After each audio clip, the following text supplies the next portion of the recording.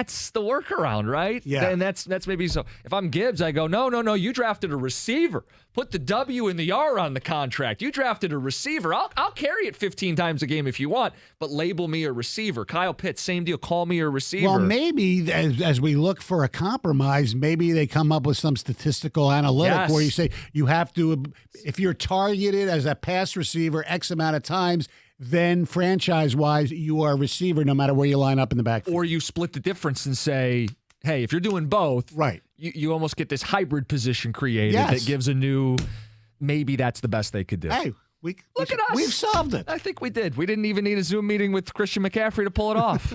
Who are the most recent big name free agent running backs that have switched teams and done something? It's a great question. They don't. How many can you name? The whole Le'Veon Bell thing. This is blew up in his face. This is the league that's learning from those things. Look at Ezekiel Elliott, last super high drafted running back that got a mega extension. Was that smart? Another guy drafted super high, Leonard Fournette. He's currently out of a job right now. I mean, it's just.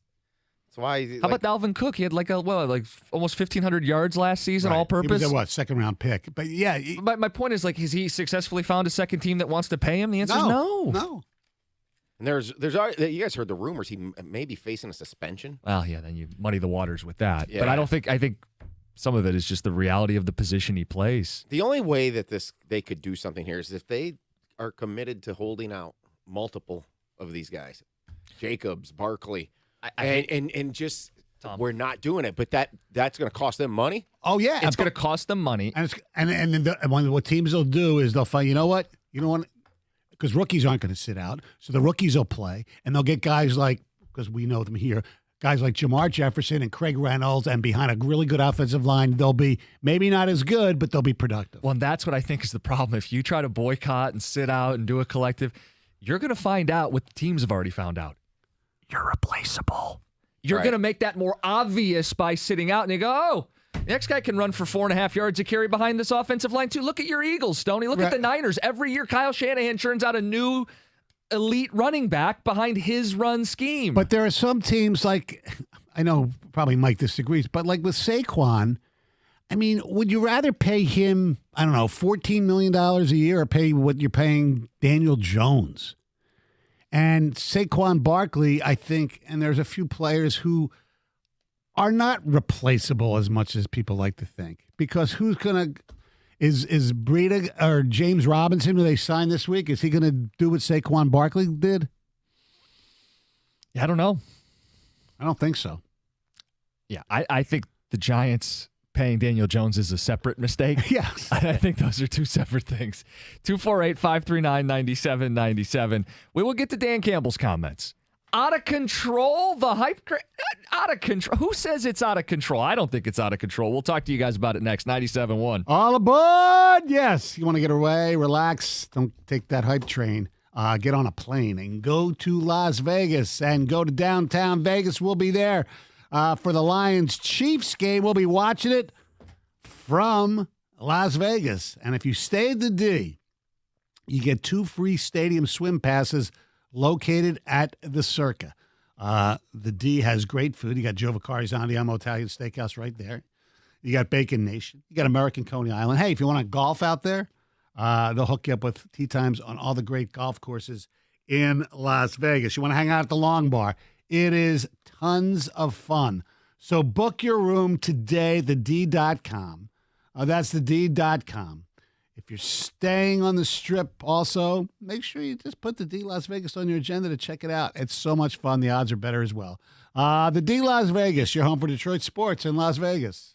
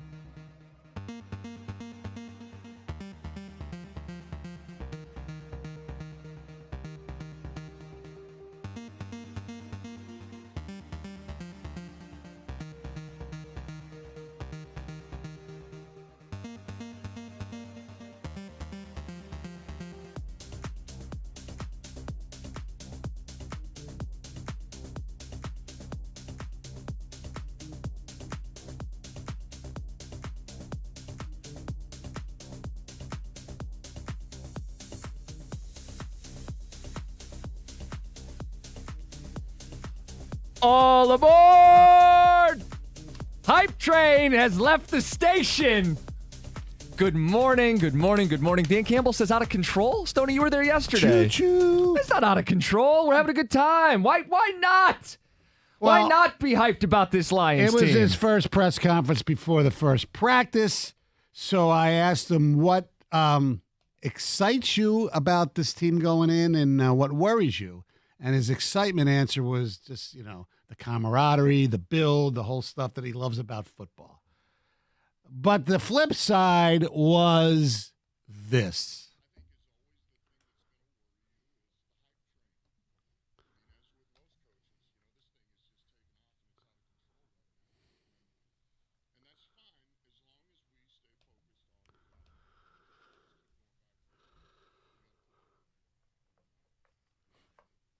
Man. Out of control. I mean, like, to what extent? Like, we're not planning parades down Woodward. No one said this team's winning a Super Bowl. Stoney, they should win this division. I don't think that's out of control. And if you get a home playoff game in a loud Ford Field against a team that's not the Eagles or the Niners, right? You win that game. That's not out of control. My expectations is that they win a playoff game. That's it.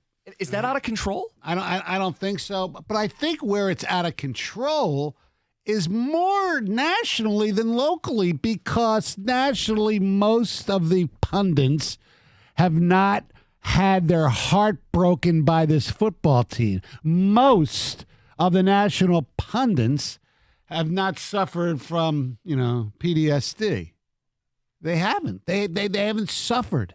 They have no idea what it's like. They know what it's like, from afar, but they haven't visited the Lions Hall of Fame Museum and the Black Swan. They don't know this stuff. So they sit there and say, all right, this is a team that went 8-2, right? The last 10 games of the season. They look pretty good. Aaron Rodgers ain't there anymore. Minnesota won a lot of close games. The Bears are still rebuilding. The Lions are the team. And where the hype train is really out of control is not locally. It's, as Jim Costa, your favorite word would say, is value. And it's out of control where the Lions are the most picked team to reach the Super Bowl. Okay, that's a little extreme. Right, but that's where it is. That's where the hype train is. That's where, Dan Campbell's talking about, I think. The hype train just got on board. Wojo actually asked him if there was one particular, piece of information that created this hype train.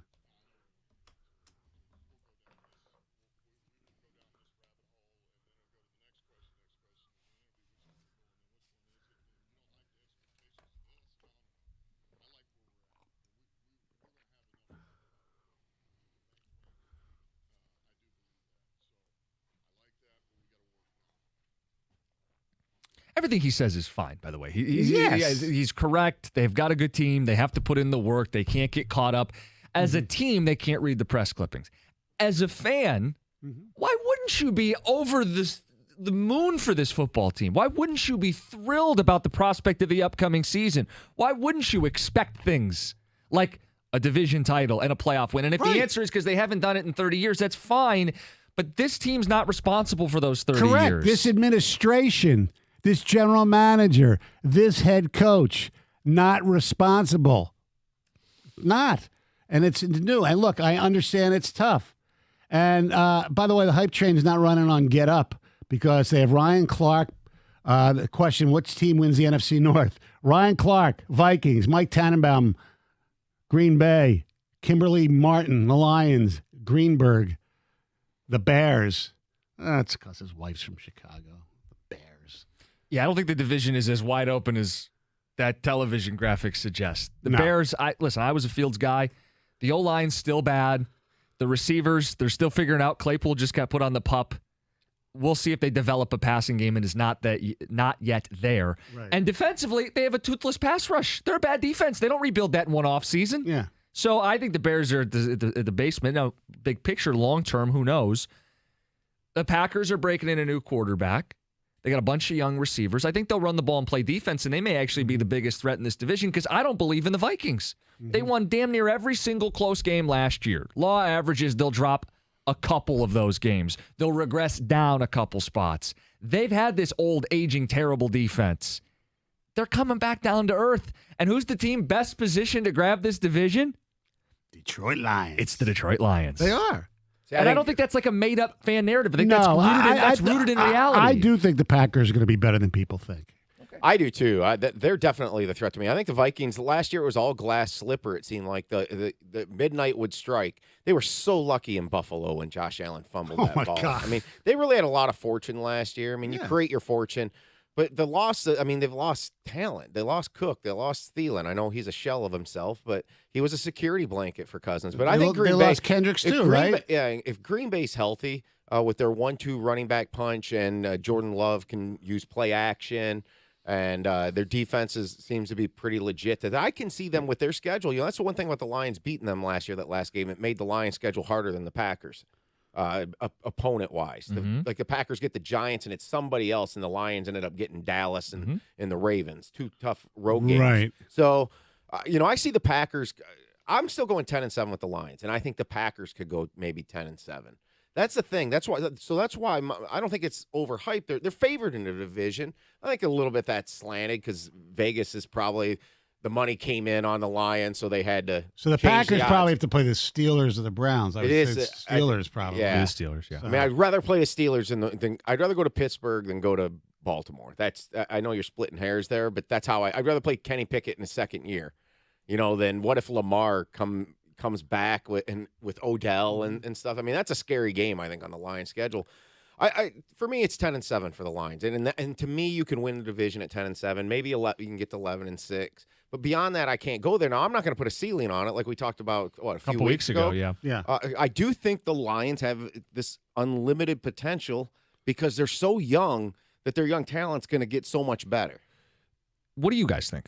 You guys listen to us, right? And you guys probably read a lot and watch a lot of TV when you hear about the buildup for the upcoming season. Is the Lions hype, quote, out of control? 248-539-9797. Are we out of line? I think locally it's realistic. I really do. I mean, but what's the gap? Like, are the people nationally picking them to win the Super Bowl? I don't think so. Are people nationally picking them to go to the NFC title game? I don't think so. So what's out of control? Like I said, the value. Okay, well, a couple guys betting plus 800s in Vegas to me is not like. It's not a couple of guys. It's if they're the favorite. If more money is the verbiage matters. They aren't the favorite. No, if more money is being bet on them than any other team, that's hype train. Let's go to Armand and Shelby. Armand, good morning. How are you? Good morning. How are you? Good. So what I believe the issue is with the running backs is the rookie contracts. I believe they're discriminatory. They're 4 to 5 years, and unfortunately, I mean, even people on your station talk about these players like they're chattel. Oh, they've had too many reps. They were injured 2 years ago. We can find someone cheaper. I think the rookie contract is it benefits the owners and not the players, and it is consistent with the average time maybe a running back, which is even less, his lifespan in the NFL. And they have to attack that rookie contract. So everybody gets a 4 or 5 year deal. You would propose running backs get like a year less or 2 years less? What would you do? That's a possibility, but they're being hurt the most because, unlike other sports, a player in the NFL can't take a play off or 2 plays off. It's a brutal game. And if you're not giving it your all every time, especially a running back, you can't think of a running back saying, I'm going to take this play off and just tiptoe through the line. He'll get smashed. I believe the rookie contracts, again, benefit the owners, and they should be revisited for all of them, or come up with a compromise that maybe a running back can opt out. Yeah, so a couple things that have been floated out. I guess this is another working option. But the other thing we talked about was creating almost a hybrid position. Right. Between running back and receiver, if you line up in the slot X amount of snaps or catch X amount of balls. Targets, yes. Targets, however you'd quantify it, that becomes a position that when you're tagged comes at a heftier price. The other point that Armand's making is your prime years as a running back are like your junior year of college and your first couple years in the pros. Can you get the most money in those early years? I mean, you're asking for special treatment as a running back now. Question is, do they deserve special treatment when the league views them in such low esteem? 248-539-9797. Talking about the Lions hype, and I'm ready to take it to the next level. How about a make the call situation? Are you monitoring this? I want Brad Holmes to be the crazy ex who will not stop calling. Make the call, Brad. We'll get to it coming up next, 97.1.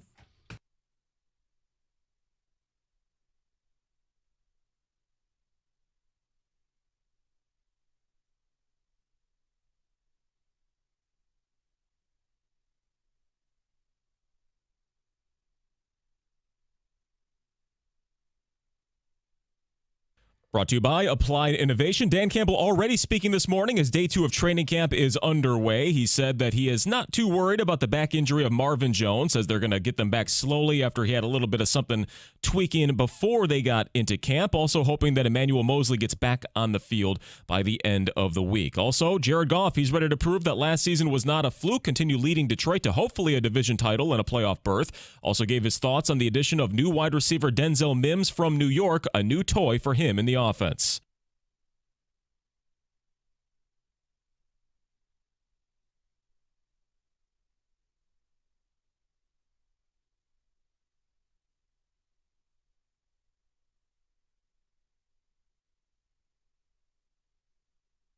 Yeah, they still have 2.5 weeks until their first preseason matchup versus the Giants at Ford Field. Also, major NFL news. Bills running back Nyheim Hines out for the season due to a major off-site injury.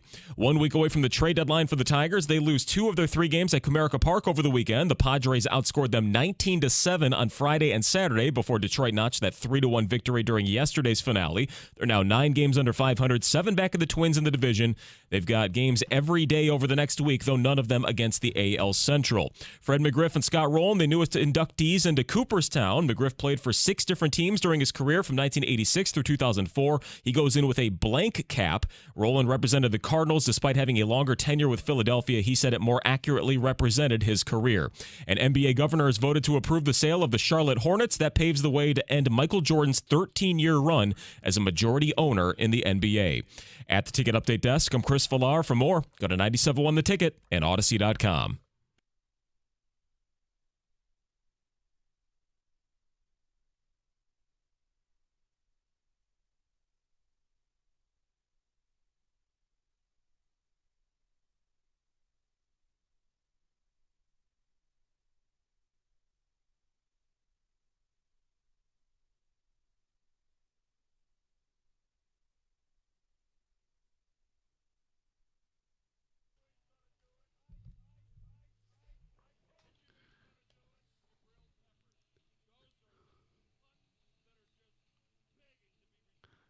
So are we comparing the hype for the Lions on the hype for Jabril Peppers? I think Greg's having fun back there. No? It's a crazy train, according to Dan Campbell, and it's off the rails. They just got to practice, and he says the hype around the Lions is out of control. Now, he doesn't think they're unable to handle this. They're going to put in the work. All the players have said we haven't done anything yet. I think the mindset in Allen Park is the right one. From a fan standpoint, I don't think you're crazy or out of control to say win this division, win a playoff game. And I don't think anybody's really asking much more than that. No. So I don't think the hype is misplaced or out of control, but we ask you guys. You listen to sports radio, you watch stuff, you read stuff, you're generally aware. I mean, hell, we're all excited for this season. Are we getting it wrong? Are we way too out in front over what this team's actually going to achieve? 248-539-9797. And Stoney, before you read some of those ticket texts, I want to take it to another level. Okay. Because Adam Schefter tweeted out over the weekend that Chris Jones, Kansas City Chiefs, is far apart, wants a new contract, and is far apart on a new deal. He is willing to sit out and is sitting out. He'll throw $50,000 away every single day because he's that dug in that he's worth more money.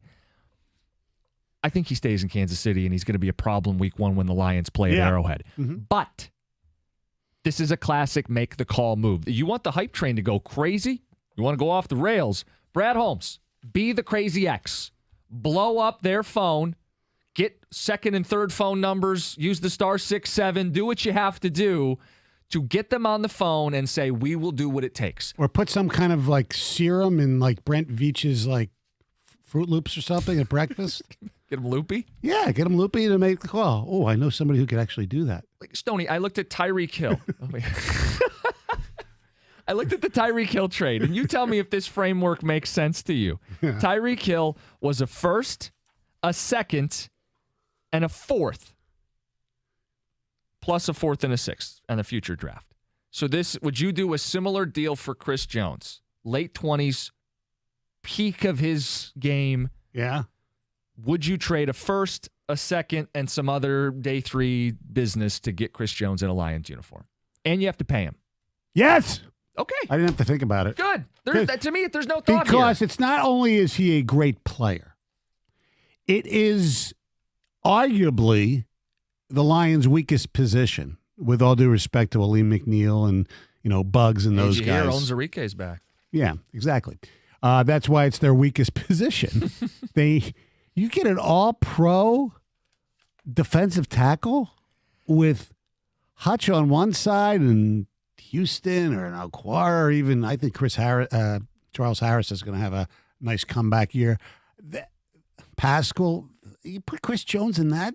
Oh, my God. I think we're all aware that he's great, but I just want to give people some context on this, too. So Chris Jones moved from defensive end to defensive tackle in 2019. He was a double-digit sack guy on the edge. They bumped him inside. Since then, 41 sacks. Only Aaron Donald has more among interior defensive linemen. And if you go over the last 3 seasons, nobody has more than Chris Jones. He led the NFL in sacks and pressures among defensive tackles a year ago. Yeah, you want to win in the NFC, where you have to go through the Eagles' offensive line and the Niners in that offensive line in the run game. You've got your O-line. Finish your D-line. You're as good in the trenches as anybody in the NFC. It's clear you're going to win in the trenches to go to a Super Bowl. Like, that's the move, right? Yes. If you believe the hype train, and that pick's going to be in the 20s, wouldn't you give it up with a second to go get Chris Jones? Absolutely. And they may turn you down, but that's why you turn into the Crazy X. Right, exactly. You call a few times. Hey, he's still not reporting to camp. Hey, it's preseason. He's still not practicing. Hey, we're still offering a fair deal. Not to rain on our parade here, though. Brad Holmes ain't the only guy making that call. Probably not. He's probably one of 29 others. Yeah, everybody's interested. Yes, they should be. Here's some ticket text. What don't you guys get? It's way out of control by Detroit Lions standards. And I thought Campbell's response was perfect. It was a perfect response. Yeah, it was a great response. Yes. I'm not no one's parsing his words and making him out to be a buffoon or anything. No. The Lions are plus 140 to win the division. Justin Jefferson is minus 115 to break our hearts in the last game of the season.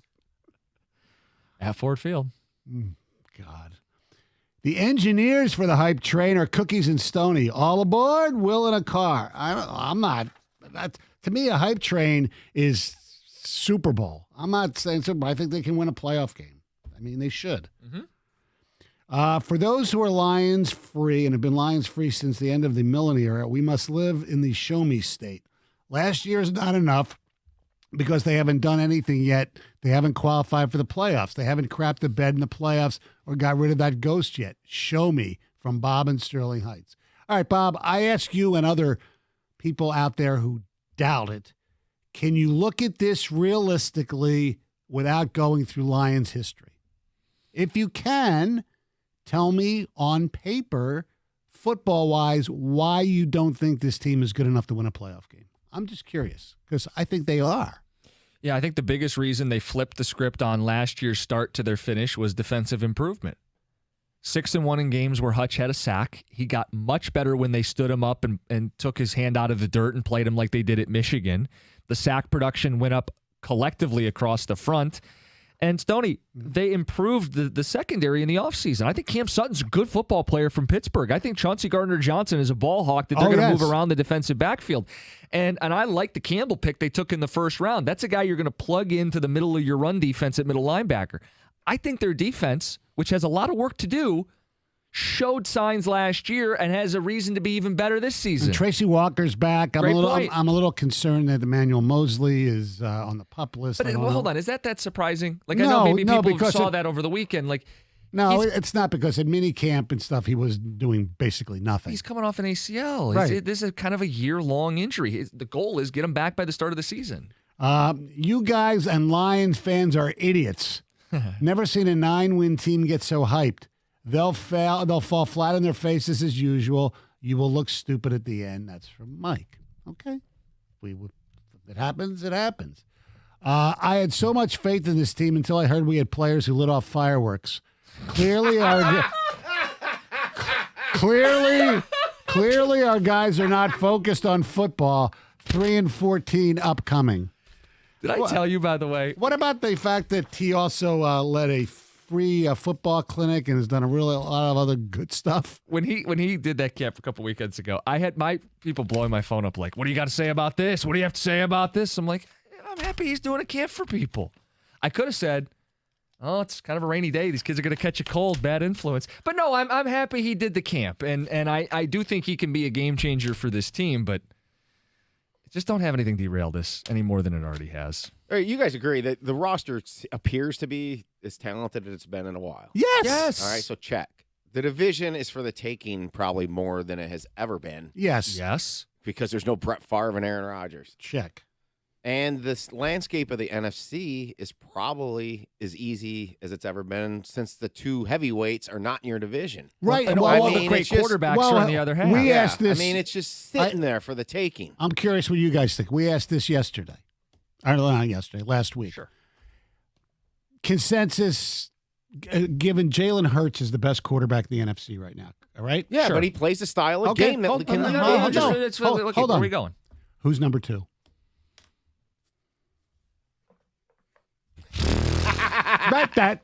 There's your point. You could make an argument for Goff. You could make an argument for Cousins. Dak? You can make an argument for Dak if he doesn't 2 years turn. ago, Dak was very good. Yes, if he doesn't turn the ball over. Right. You can Derek Carr. Boy, yeah. I mean, it says it all. The collective pause, Right. by the way, said Yes. it all.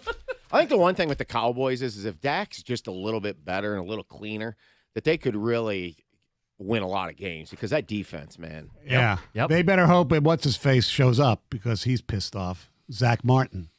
The guard? Yeah, I know. I mean, they were right there in the end with the Niners in that playoff game. I know. Let's go to Randy in Brooklyn. Randy, you're on 97.1. Hey, what's up, fellas? Good morning. Good morning. Well, it's pretty basic to me, and it's hard to ignore the history, but let's just throw it out. They went 9-8 last year.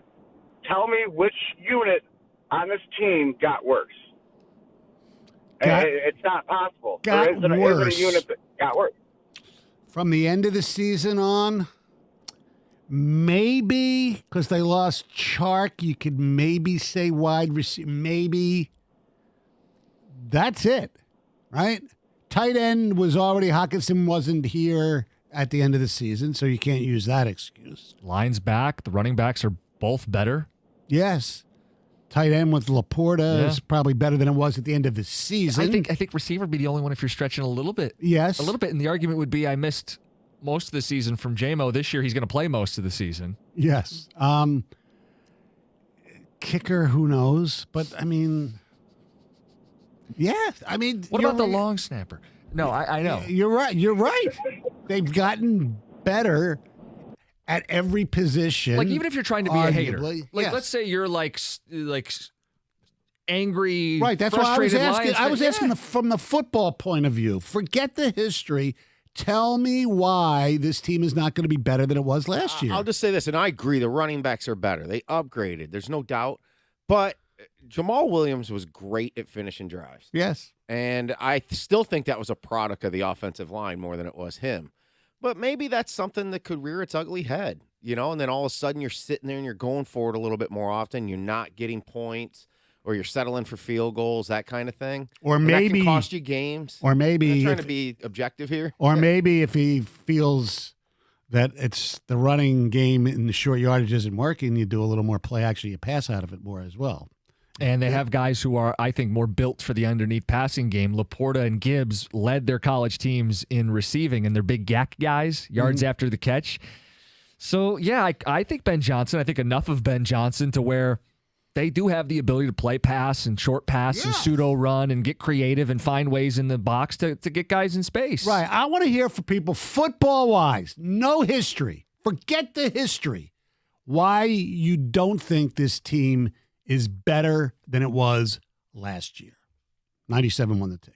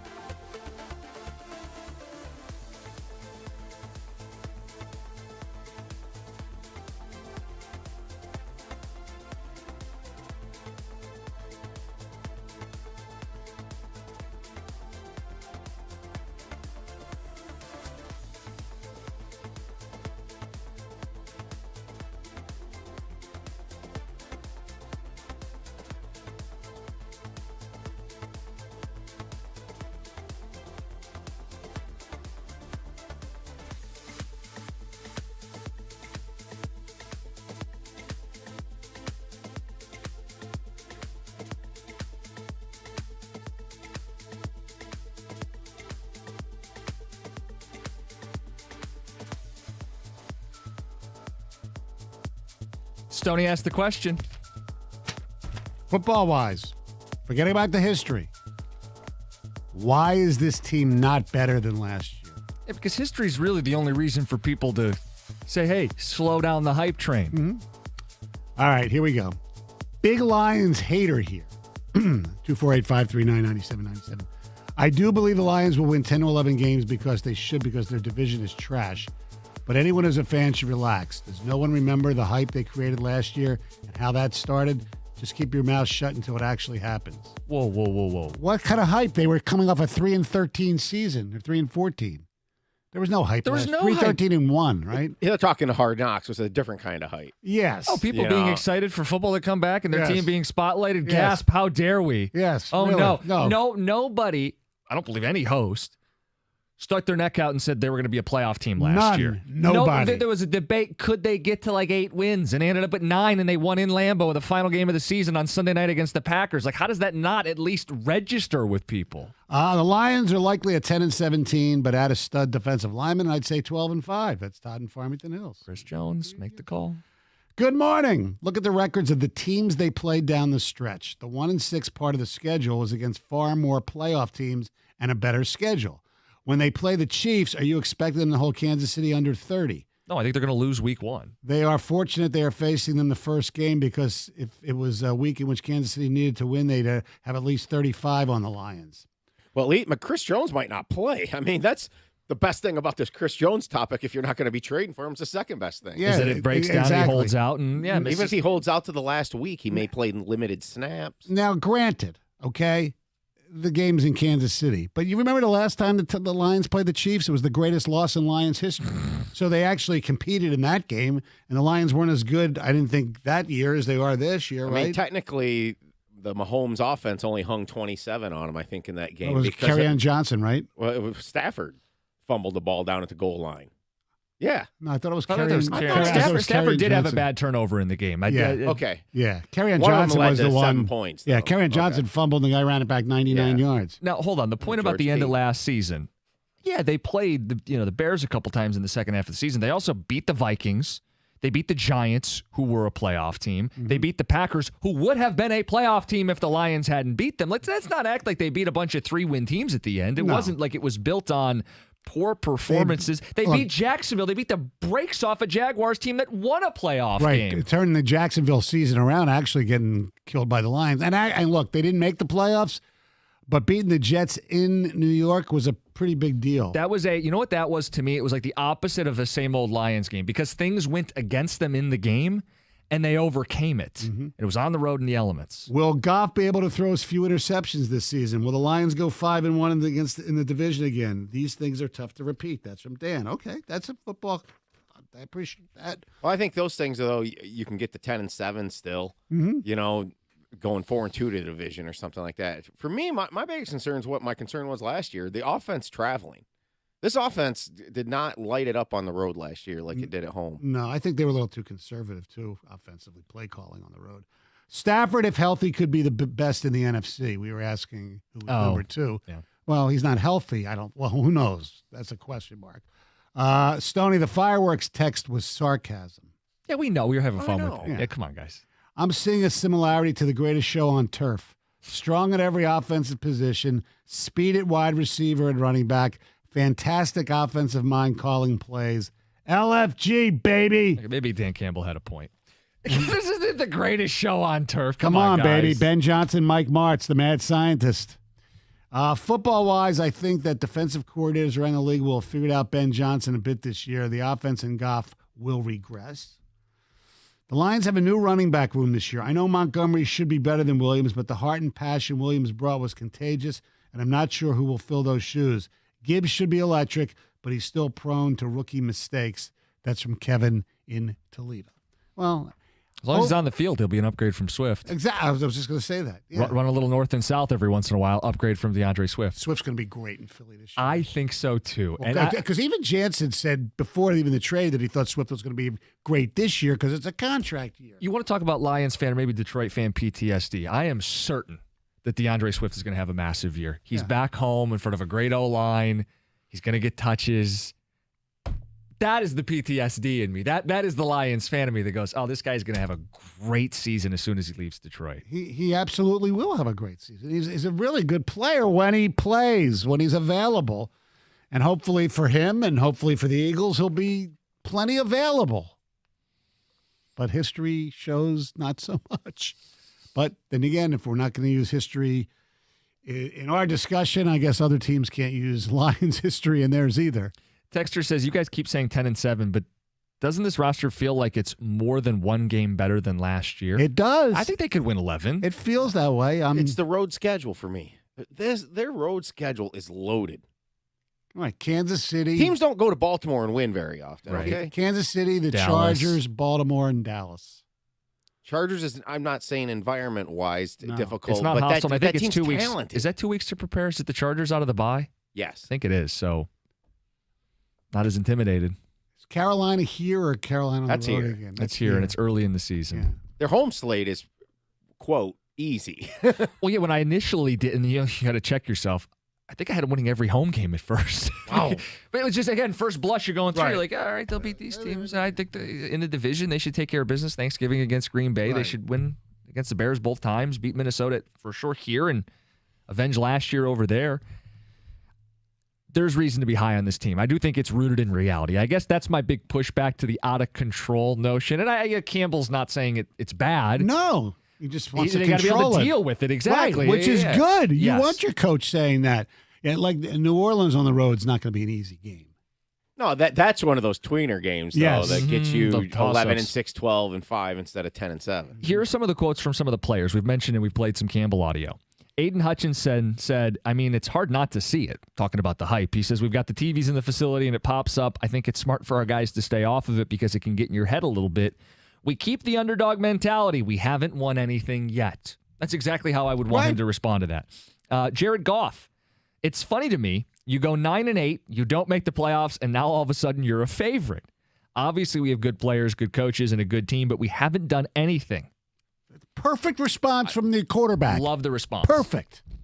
And look, I don't take a lot away from what guys say in press conference, so to speak, but that's a good thing to say. On the hype thing, maybe I've been trying to think this out here a little bit. Maybe it's what I don't like sometimes in sports when you're going into a season and what you think you're going to expect to see or whatever, is that when you're using the other teams as part of your argument. Right. Okay, so what I said earlier about the down division, the QBs in the NFC, well, don't we just relish the chance to have, like, just worry about your team and your business and your roster? Yes. I actually think they're building that here, but it's still a work in progress. Mm-hmm. But there is an element to what's going on with the other guys here is what's creating the hype. True. If Aaron Rodgers was still here, I don't think the hype would be what it is because people believe. We'll find out if they're right. That They Jordan beat them Love last is, year in a That game would be my mattered. point. They That'd beat be him my twice. point. Yeah, twice. That team. Yeah. And Kirby Joseph has his number. I wouldn't be afraid if Rodgers stayed. No, I understand that, but I do believe that that enhances the hype that he's not here. Right. I think nationally. Right. And The like I Lions would said, get I less think love. the hype has been more national than locally. I think local people are, for the most part, realistic because of the history. Realistically, we think maybe they'll win a playoff game. I don't think I don't think that's out of line. No, neither do I. And I haven't heard anybody. Now, maybe I don't listen to the station 24/7. How dare you? But I had never heard a host or a caller say they're going to the Super Bowl. No, nobody has. Quick note, we were talking running backs earlier in the show. Tom Pelissero with a report. Josh Jacobs, who hasn't signed his franchise tender, was spotted boarding a flight leaving Las Vegas. He won't report for training camp Tuesday and has told people close to him he doesn't plan to anytime soon. I'm leaving Las Vegas. Stoney, what do you want to do coming up next? You want to talk national anthem and the outrage? You want to talk about Juan Soto's home I want runs? to talk about Juan Soto. Okay, let's do Juan Soto. That's weird. 97.1.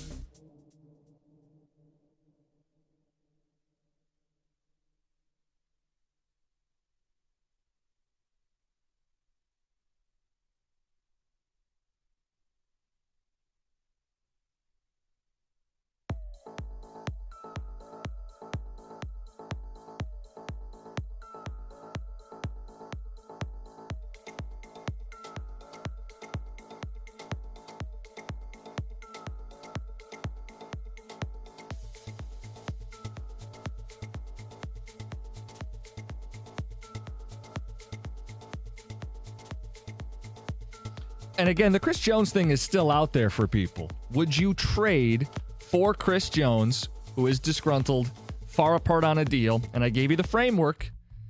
The Tyreek Hill trade from last year, a 1, a 2, a 4, and a future 4 and a 6. If you really want to be all aboard the hype train, that would take this to another level. Stoney, over the weekend, you were watching the Tigers and the Padres up close and personal. Yeah, I went Friday night. Wanted to see, Tigers, big series. I mean, see if they were going to continue coming back, home against a team that had a lot of marquee players.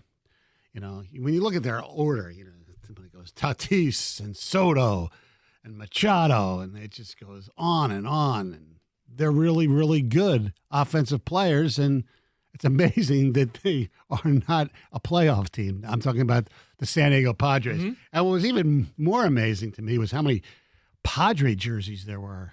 And it wasn't even Doug Karsh wasn't even there. A lot of Padre fans. Maybe it's just people who wanted to see these guys. Maybe it still had the damn 84 stuff. I have no idea. But I saw something I never saw before. Juan Soto hit 2 home runs that were over 440 feet. The first one, it looked like it hit the wall, the brick wall right above where Heine Minucha's name is.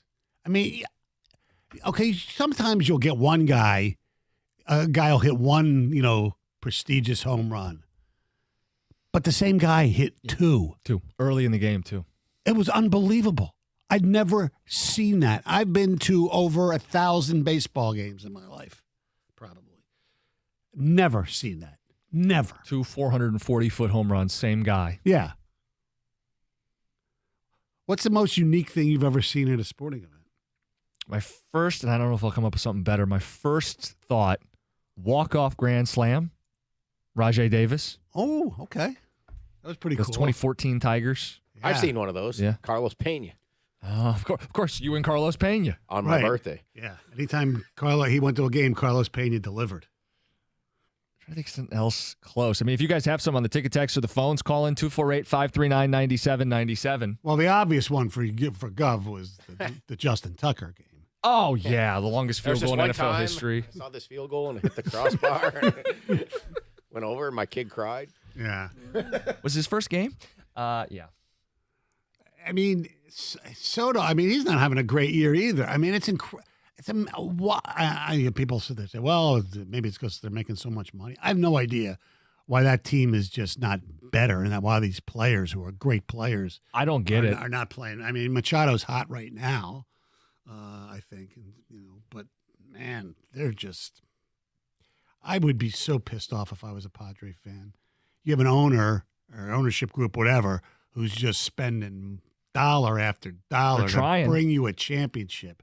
I think that's the situation in baseball to keep an eye on the next couple of years where you could pluck a star from. Well, I already saw Tiger Twitter over the weekend. Go get Juan Soto. It's not real right now, but maybe in a couple of years someone falls off of that team. They will not continue to pay like this. No. They won't. Especially with no results. They'll eventually bail on it. Right. If they get a World Series and it makes sense, yes, they will do it. The thing is, the unique things you've seen, I can't remember the year, but the Red Wings one time came back. I went to this game. They were losing 6-0 to the Penguins. Okay. And tied the game, and then they ended up tying 6-6. There was a game they had against the LA Kings that was very similar to that. I think they won the game late. I do remember that. I'm trying to think. I went to I mentioned this last week. I went to one of my first Eagles games as a kid. They beat the Cowboys 24-23. The Eagles touchdowns were on 2 kickoff returns, a punt return, and they won the game when they stole the ball from Dan Reeves as the Cowboys were driving for the winning field goal. Was Rocket Ishmael returning those kicks? No, it was Tim Brown, who was in the movie MASH. Another Notre Dame player. No, different. He went to this one. This one went to Ball State, actually. By the way, one thing I do want to say, a great performance I've seen, something I've never seen before. Julio Rodriguez. Hit a homer, rob a homer. Same game. That's pretty impressive. That is really good. I almost saw the one Tiger game I went to earlier this year. I thought Riley Green had a shot at inside the park home run, a very long triple, and it would have been a questionable send, and I don't think he would have got there. But Matt, you want to talk about electricity like in a stadium? I've never seen one in person, like in professional baseball. Right. I mean, Little League. I think I have. I just don't remember it off the top of my head, but yeah. More wacky than maybe what we're talking about. I was at the Bahamas Bowl with Central Michigan when they had that kind of Hail Mary lateral back and forth, and they would have forced overtime. They ended up losing the game. You weren't at the Oklahoma State Central Michigan I was game? not at that one. Another great ending at the end, too, though. I saw Mags hit homers in back-to-back innings. I think it was like 07 or 06 maybe. It might have been 06, 07. And then the same day, I got stung by a bee there. A bee got into my shirt, so it got me multiple times. You got impaled by the bee? I got impaled, and then my mom got crapped on by a bird. That all happened in the same day. Did you see Victor Hovland got crapped on by a bird during the British Open? 248-539-9797. I don't know if this qualifies, but what LeBron did at the Palace in the playoff game for the Cavs. You were there. I was there. I mean, then there's always the malice at the Palace. I was there as well. Yeah. But, yeah, I mean, Soto, it's like you see long home runs all the time. Mm-hmm. But especially in that ballpark, to that part of the field where it's usually you don't hit them against the brick wall. So put it this way. This will give you some context. I was at the Twins game the next day, Minnesota vacation, and they showed, it must have been one of their between-inning deals, they showed the longest home runs from the previous day. Oh, okay. 1 and 3 were Juan Soto against the Tigers. I look over and it's Comerica Park. Oh, didn't go well last night. No.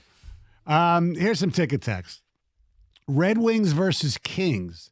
The puck went off the protective. I do remember this. I didn't see it live. Puck went off the protective net, then off the goalie, back into the goal. Refs called it a good goal. That's from Matt in Commerce. I do remember that. That was an awful call. I was at the pass back and forth kind of thing game, talking crap to Packer fans right before the throw. Never will forget it. 5 goals by Sergei Fedorov. That's from Richard and Truck. That was a New Year's Eve or a Christmas Eve or something right around 9. Yeah, I thought of that one. Didn't want to steal the thunder. I saw Jeter's 3,000th and Cabrera's 3,000th. Wow. That's pretty good. That's really good. A few years ago, me and a buddy went to a game in Cleveland. The Indians beat the Blue Jays on a walk-off inside the park home run. That's pretty cool. That's really, really cool. How about, I'm trying to think. I've never seen a golf tournament. I've never seen a hole-in-one or an albatross or anything like that. I'm trying to think of all the other sporting events I've been to. No, that's it, pretty much. I've seen amazing bench-clearing brawls back in the day when that used to be part of the sport, which was incredible. Love those. All of a sudden, the benches would empty. Not like the freaking bullpens. By the way, that's like the biggest joke in sports. Those bullpen guys running in for what reason? Yeah, they're not going to do anything. Yeah. Let's take a jog. Be intimidating, basically. Yes. By the way, speaking of the bullpens, yes. When I was at Wrigley on last week, I was sitting there watching the game. I said, "Where's the bullpen? Where's the bullpen?" And I didn't realize it was like inside, under, past the fences, like past the brick where the ivy is. But you can never see them warming up from the crowd. Where were your seats at? We were third base line way upstairs, which was fine. You get in, see the ballpark. That's all you need to do. Exactly. 248-539-9797. We'll keep taking those. You mentioned, though, the Padres and the Tigers over the weekend. You called it a blessing in disguise. Yes. Blessing in disguise in the sense that we don't have to keep up this charade anymore. Yeah. Because I do think there was some gaslighting. You still want them to look. Believe me, I'm not sitting there go, oh, God, I hope they lose so they can make trades. No, I want them to win. But when you reveal everything, you sit there and say, well, it's probably better that they didn't because maybe they wouldn't have done something good. Listen, there's nothing wrong with getting excited when they started to make a move in May. But then it became very obvious, some of which was injury related, that they did not have the horses to sustain over 162. Since then, there's been a whole lot of gaslighting and hyping up and overdoing this. Hey, maybe, just maybe this team. Enough. And it coincides with the fact that Lions training camp is here, so enough is enough. Right. The decision's been made for them. They are sellers. It just depends to what degree. Mission accomplished. We were interested till training camp. Got to football season. Yes. I wish we could still, be more interested. Listen, I do too. I wish it would have been a race, but just because you want something doesn't make it so. I mean, I'll watch this afternoon or listen right here on 97.1 The Ticket. The San Francisco Giants coming for one. It's the makeup game. I mean, listen, crazy things could happen, but I think the decision has been made for them going into the trade deadline. It's a week away. Lorenzen, expiring deal, work the phones. Eduardo, opt out, work the phones. You got a couple bullpen arms in Foley and Lang that they have team control of. They don't have to give away, but they can work the phones. And then there's another name that other people are calling on. The Tigers have a bat with robust interest. Love that word. Robust. Would you possibly part with this player? We'll get to it coming up next, 97.1.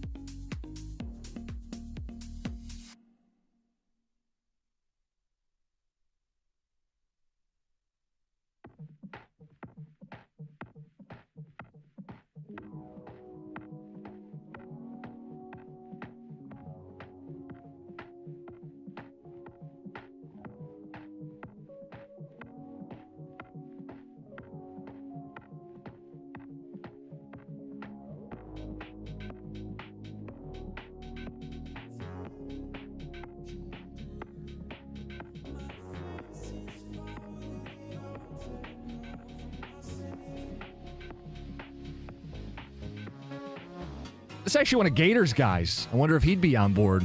The robust interest in Kerry Carpenter. Oh, if it's one of Gators' guys, there's no way he wants him to be traded. This is from John Morosi over the weekend as the Tigers face the reality of being sellers. Mm-hmm. You got guys you want to get rid of, but you have to give away guys people want. Correct. And teams allegedly, reportedly, want Kerry Carpenter. If there is robust interest in Kerry Carpenter, if you're going to think of trading him, you have to get a really good return. It's that simple. You're not giving away a guy who you have complete control over for such a long time. You're not going to do that. He's a good young player. He's got a good bat. Now, if you're going to get me a couple of prospects and take Javi Baez in his contract with you, then, I'll make that call. Absolutely. By the way, Javi out of the lineup today? Yes.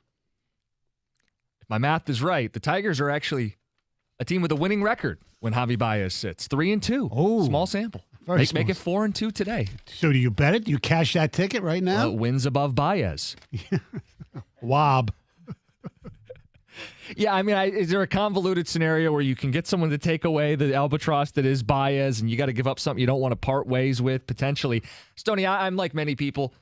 You don't want to give away Kerry Carpenter. You don't want to trade him. This is a lefty, 25, team control till 2029. And worst comes to worst, he's your designated hitter for the next 5 years, right? Which is a job that's going to be open in about 2 months. Yeah, absolutely. Look, he's not a really good fielder, and hopefully down the line you'll have an outfield of Clark and Green, talking Max patrolling, Clark, maybe Veerling, and who knows, maybe Parker Meadows. Yeah, ideally, and that's the downside to Carpenter, is that he doesn't really profile as an everyday corner outfielder. He's not good enough defensively. Yeah. But ideally, he's a fourth outfielder, and he's a DH, and he's a bat that you can't take out of the order. Mm-hmm. And he's starting to, it's early. He's starting to become one of those bats. He draws walks. He hits for power. You're finally, and I want to be very careful with this, developing somebody. Yes. Now developing somebody. You don't want to give away those guys. You brought up an interesting name that might be on the block. Oh, yeah. I'll have to dig this up, but it The looks. Cincinnati Reds, allegedly, because they have a glut of position players and they need pitching, Jonathan India might be available. He was Rookie of the Year 2 seasons ago. This year, he's got a OPS of 749 with an on-base percentage of 338. He's got 14 home runs. He's batting .250. He's a second baseman. He is 26 years old as we speak, so he'll be 27 when next season starts. He's arbitration eligible, but he's a free agent until 2027.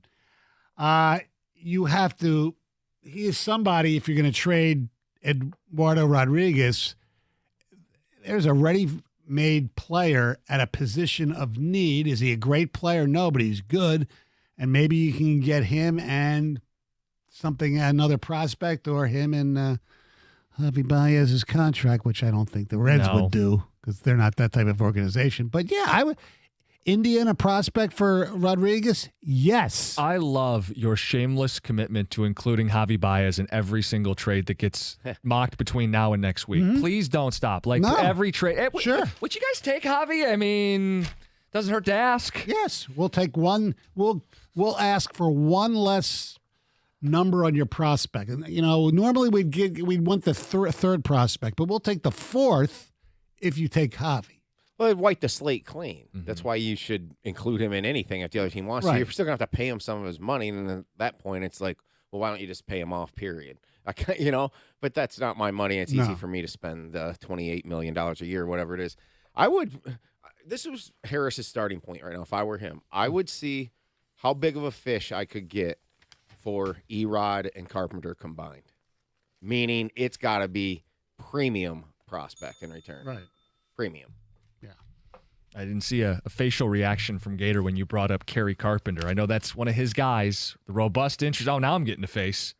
There's robust interest in Kerry Carpenter. Oh, boy. For the record, Stoney and I are not trying to trade Kerry Carpenter. We don't need any fisticuffs this morning. Unless you get a great, great prospect and they'll take Javi's contract. Gator's getting settled. That's the only way I would do that. That's the only way I would do that trade. Well, nobody's taking Javi's contract. It's wishful thinking. Well, why? I mean, if you're going to take his contract, why? For the player? I mean, he's nothing right now. So no, but if you want Kerry Carpenter that bad, you have to make some sacrifices. Yeah, well, two things. I don't think Kerry Carpenter is in the plans for the Tigers to move. When you finally develop a position player, you hang on to him. I agree. And he's, 25 years old? Yes. But would you think of doing it if you could move Javi's contract along with it? No, because it's just money. And they have so much money coming off the books anyway. Okay. Sorry, I sound like I'm angry. I'm just... No. It's just they finally have a guy. Keep developing. Let's go build the core. No, like I said, I wouldn't trade him, but if you got something really good and they would take Javi, I definitely consider. Well, who's going to trade something better than Kerry Carpenter? Somebody who's got a prospect who's not going to be ready for 2 years, who needs a left-handed bat now. I'm tired of kicking the can. I understand that, but Kerry Carpenter's not going anywhere. It's not just because I'm a fan. He's not. He should be staying. He should be. He should be your designated hitter for the next decade. Yeah, and he could be, or he's capable enough in the outfield. But I mean, you can find outfielders, and Lord knows that it was crazy. It feels like that might be a position of depth for the Tigers, and it really isn't, because what they've got is a logjam of guys that. Yeah, it's like first world players. First world problems if we get to a point where they all develop and you can't find homes for them. That's first world problems. We're not there yet. Here's the player, the sneaky player I think that might be on the radar for other teams when they're looking to acquire an outfielder. It's Matt Vierling. Yeah. I think he's the guy that might be thrown into the trade. He makes sense on a playoff roster, doesn't he? He's a decent. He's a good player. Plus defender. He's a good player. Good base. Plus base runner. Better than average defender. Yeah. He can run the bases. He's hit since he's been here. Yeah. Nobody. The other thing is, we look at the Tigers. Tigers are horrible at hitting, obviously, but the rest of the league. I mean, what are there? 10 players that are hitting 300? I know. I mean, this is how it's strange. Like with the new rules, there's more scoring, more stolen bases, and games are taking a half an hour less to play, and yet the hitting looks like it's terrible. What do you think of somebody suggested that the Reds are putting Jonathan India on the block? They need pitching. I don't know. I'd have to take a deeper look into it. Yeah. I just there's so much, with different teams being mentioned. I saw something on Friday. Somebody was dissecting, and forgive me, I forget where on the internet I saw it, but somebody was dissecting potential trades with, let's say, the Milwaukee Brewers. And the Brewers have a number of prospects that are intriguing. And I think their fourth-rated prospect in their organization is a really nice-looking prospect. A guy who's got like a 950 OPS to go with 45 steals already this year, and he's an infielder. Sounds good to me. Sign me up. But I haven't done a deep dive, just a cursory look. But, yeah, this is the week, right? We got a week left before the trade deadline. Right. I don't think anybody's delusional here thinking the Tigers are they're gonna be buyers or they're just they should stand pat. I think people want to be proactive about this. There's 7 games out of the race. The 9 games below 500 to me is encouraging because that's more the step forward. The 7 games back, are they likely to catch the Twins? No, particularly with what happens this week. The Tigers, the game against the Giants, they've got 3 against the Angels, who may or may not have Ohtani. And then Ohtani's definitely not pitching. That has been announced. Right. And then they have 3 more against the Marlins. Those 3 teams are combined 17 games better than 500.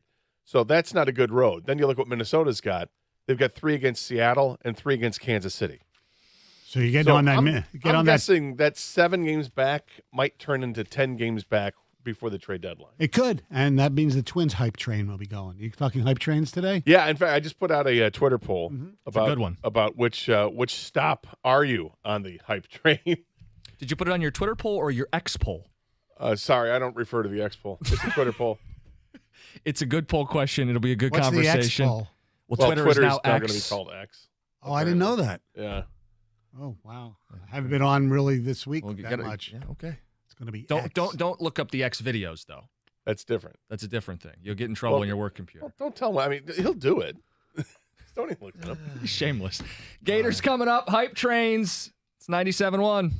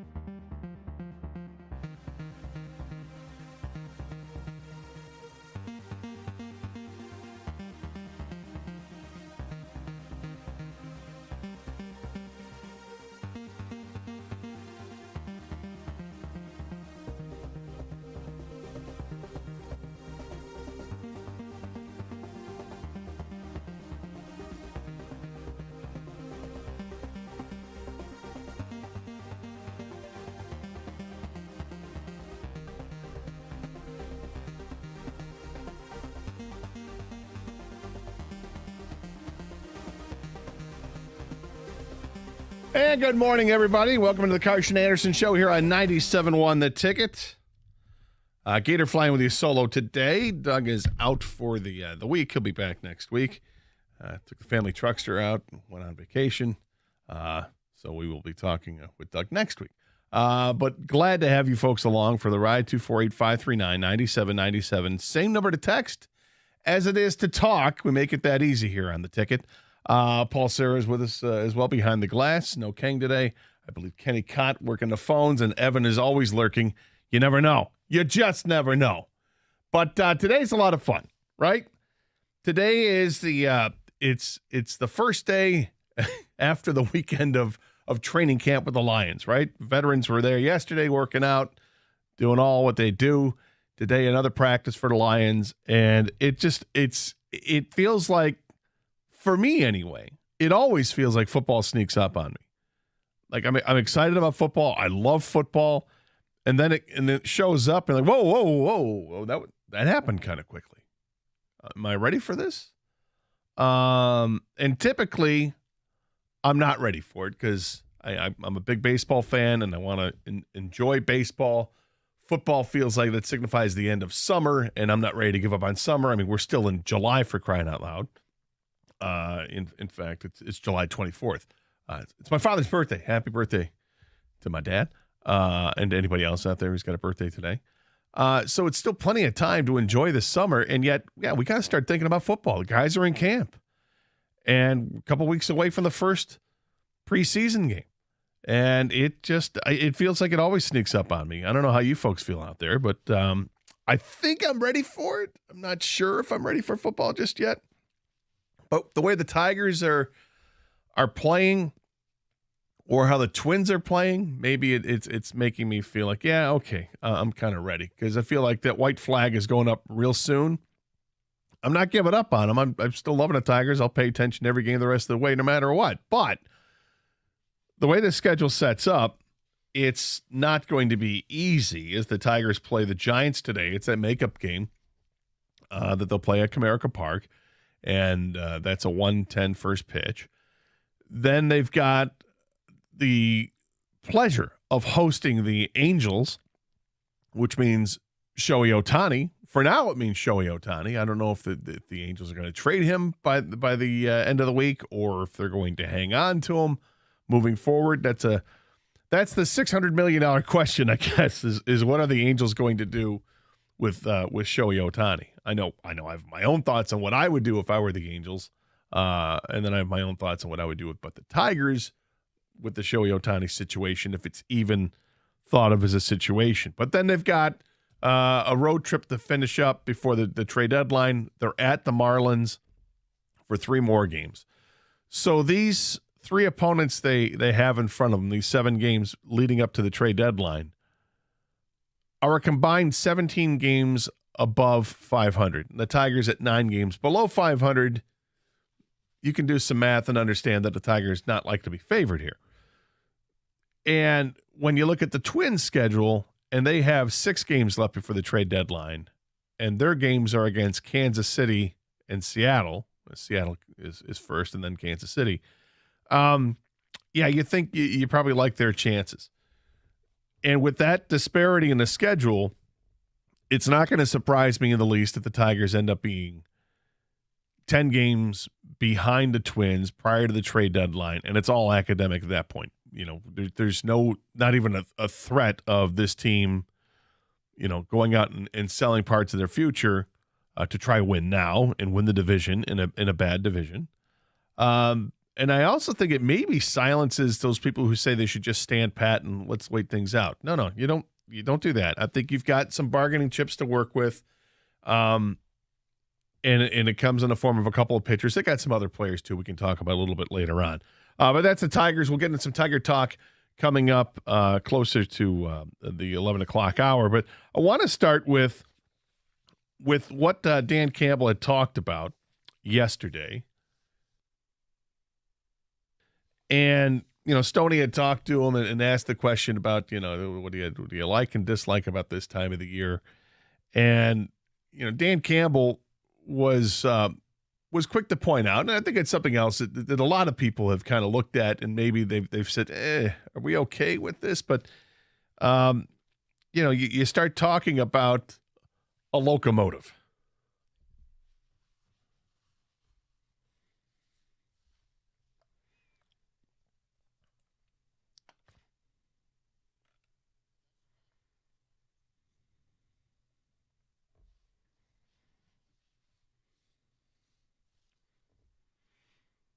So there it is, the hype train. Hype trains are coming, which is always lots of fun when there's a train coming around. Doug's probably real pissed he's not here today to hear that cut because Doug loves the train. But we put out there on a Twitter poll, or X poll, but I'm calling it Twitter because it's still twitter.com. The Twitter poll, which is your stop on the hype train? Is it win the division? Is it win a playoff game? Is it NFC Championship game? Or is it Super Bowl? Dare to dream. You can follow us at Doug and Gator 971 on Twitter and vote on the poll. Over 325 people have already voted. And right now, the leader so far with 51.4% of the vote is win a playoff game. But there are votes for all four choices already. And I suspect that this is going to get maybe a little more heated as the day goes on. But which is your stop on the hype train? 248-539-9797 is the telephone number. You can opine on where you are when it comes to the hype train. We get to a bunch of stuff with the Lions, get excited about training camp is going on right now. A lot of players are in training camp. Not many players are sitting out. That is a good sign. We'll talk about that and much more as we continue here on 97.1 The Ticket.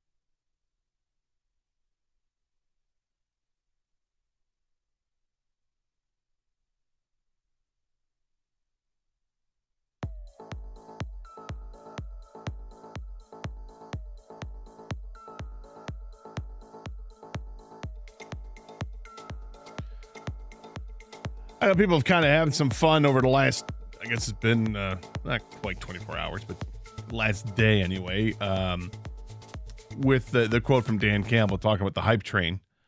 And I get it. Sure, it's fun. Is there a hype train? I think there is. It comes from a national media perspective because locally we're all in it, right? Every year we know. It's like baseball. Hey, the crack at a bat. It just sounds different this year. Or hey, he's in the best shape of his life. That stuff always happens in spring training. With football, it's different. There's so much more anticipation because the NFL paces everything out so well. From the Super Bowl to free agency, and you've got the combine, and there's the draft, and then there's mini camps, and everything is spaced out so well that there's always interest in it, and every little step will bring more and more interest. And I think with the Lions, there's obvious reason for this hype train, if you will, getting going because of the way that they finished. When you go and finish 8-2 down the stretch and finish the season at 9-8, you finish the season squashing Green Bay's hopes of making the playoffs when they knew they had to win to get in. And when the Lions knew that they had no chance because of, Seattle winning their game that minutes before the Lions started their game, you would think Lions had nothing to play for, and yet they did. It was pride. It was, making sure the Green Bay sat at home too. And they did. And they did it at Green Bay. All those things were great. And momentum doesn't carry over from one season to the next. I don't believe that. But what I do believe is that you can extrapolate some things that happen. We go back to the 2021 season and the way that the Lions offense finished up the last 7 games, particularly with Jared Goff, and how much better he was. His quarterback rating was well over 100 in those games. And he was starting to really develop a relationship with the receivers out there, and the offensive line did their job, and it was good. And then we go into the offseason, we're like, well, how good's the offense going to be? I don't know. We'll wait and see. And the offense was really good last year. One of the best in the league. Top 5 offense in the league. But that defense was so bad to start off the season. And then Dan Campbell made a decision with personnel, with his coaching staff. Aaron Glenn really, he was a defensive coordinator, but now he's got even more vested interest in what's going on in the secondary, make some changes. And the Lions defense during that 10-game stretch at the end of the season was fantastic. They gave up 20 points a game. They gave up a quarterback rating of 80. That was their quarterback rating against over those last 10 games. This was a very good defense over the last 10 games.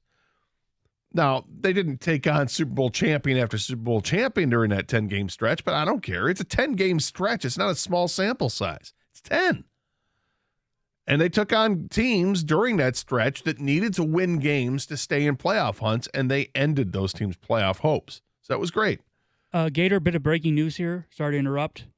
According to Tim Twentyman, Lions defensive back C.J. Gardner-Johnson went down with a right leg injury and was carted off the field. He was visibly upset, and team captains Bugs and Goff made it a point to go to comfort him, hoping for better news than it looked. Oh, no. Oh, no. Wow. Thanks, Paul Sarah, for kicking me right square in the nuts. I appreciate that. Let's hope this is nothing serious, although it doesn't sound encouraging. It sounds not good. That sounds terrible, in fact. Oh, no. We're just going to need Brian Branch to be CJ quicker than we wanted him to.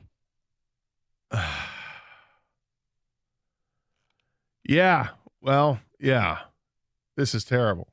That's terrible news. So that just happened as I'm scrolling through the Twitter. Like 5 minutes ago, yeah. Yeah, Schefter's got it too. Everybody's got it. Schefter says it was a non-contact knee injury. He's already calling it a knee injury.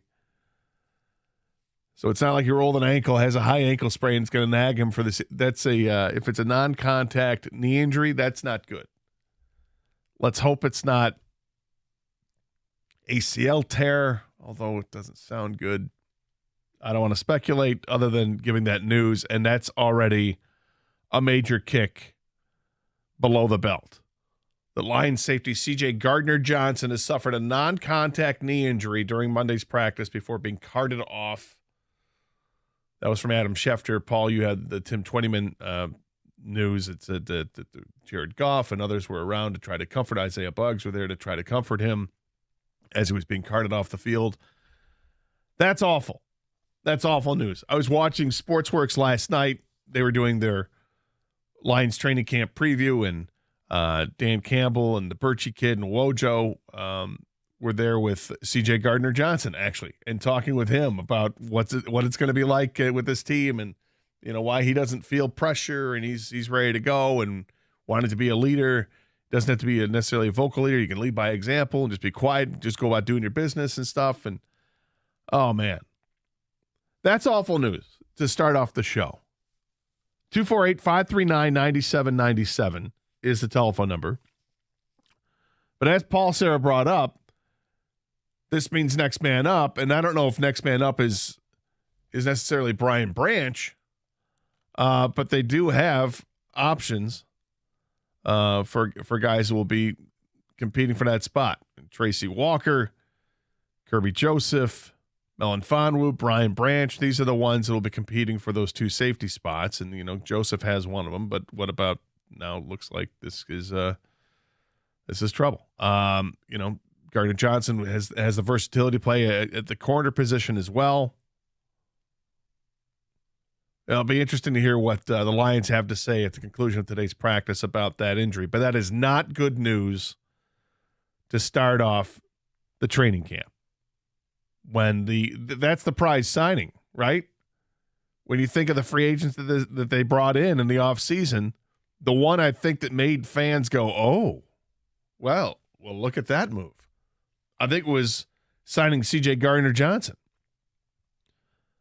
That they signed into a one-year deal, coming from the Eagles, led the NFL in interceptions, tied for the league with interceptions. Was getting really excited about what he was going to look like in a Lions uniform, and then this happens. This is very, very unfortunate. But it's also a player that wasn't on this team last year. I'm going to try to spin this a little bit, all right? Work with me. He was an upgrade over what they had, but he wasn't here last year. He would have been an upgrade this year without question. Hopefully he's not out for a long time, but it doesn't sound good from the early reporting on this. And the early reporting is merely observation of what they saw. They have no information right now other than non-contact injury, appears to be a knee injury, carted off the field. Not good news. But I was getting into this with the hype train, and I started hyping up the defense, and then, Paul cut my legs out from underneath me with the news. Thanks, Paul. I thought you were good people, man. I was hyping up the defense, liking what I saw the last 10 games of the season. Then I gave it the stats, the 80 quarterback rating against, and then they go out and they sign Emmanuel Mosley and they signed Cameron Sutton. Both of those are corners. They bring in C.J. Gardner Johnson, I was going to say. Unfortunately, now he is hurt with the late-breaking news. It's really unfortunate. But they also they made a move in the draft. They drafted Brian Branch from Alabama, who has the versatility, like Gardner Johnson had the versatility to play safety or corner. They've got a hungry bunch of guys that want that playing time. It's just really unfortunate to hear that this morning. C.J. Gardner Johnson carted off of the Lions practice field this morning. We will have more updates as they come, but right now that's the news, and it's not good. 248-539-9797. Let's go to the phones, and Dawson is first up here, 97 on the ticket. Hey, Dawson. Hey, good morning, guys. I just wanted to call in. I heard the horrible news. It's so unfortunate that this injury has come about. Hopefully he's okay, and hopefully he can get on the field as soon as possible. But I heard you trying to put that positive spin on it, and and I don't want to undermine this because he was a very impactful player, like you said, when we signed him, and I thought he was going to be / could be a very impactful player on this team. But at the same time, I was so excited when they drafted Brian Branch. You know, he completed like 94% of his tackles on defense. He didn't ever miss tackles, and obviously Brian Branch isn't going to come onto the team and be as good as a multi-year experienced player like CJ, but I think this defense with Kirby Joseph at safety, Tracy Walker at safety, Cam Sutton out there in the secondary, I think they'll be okay. Obviously, you want CJ on the field.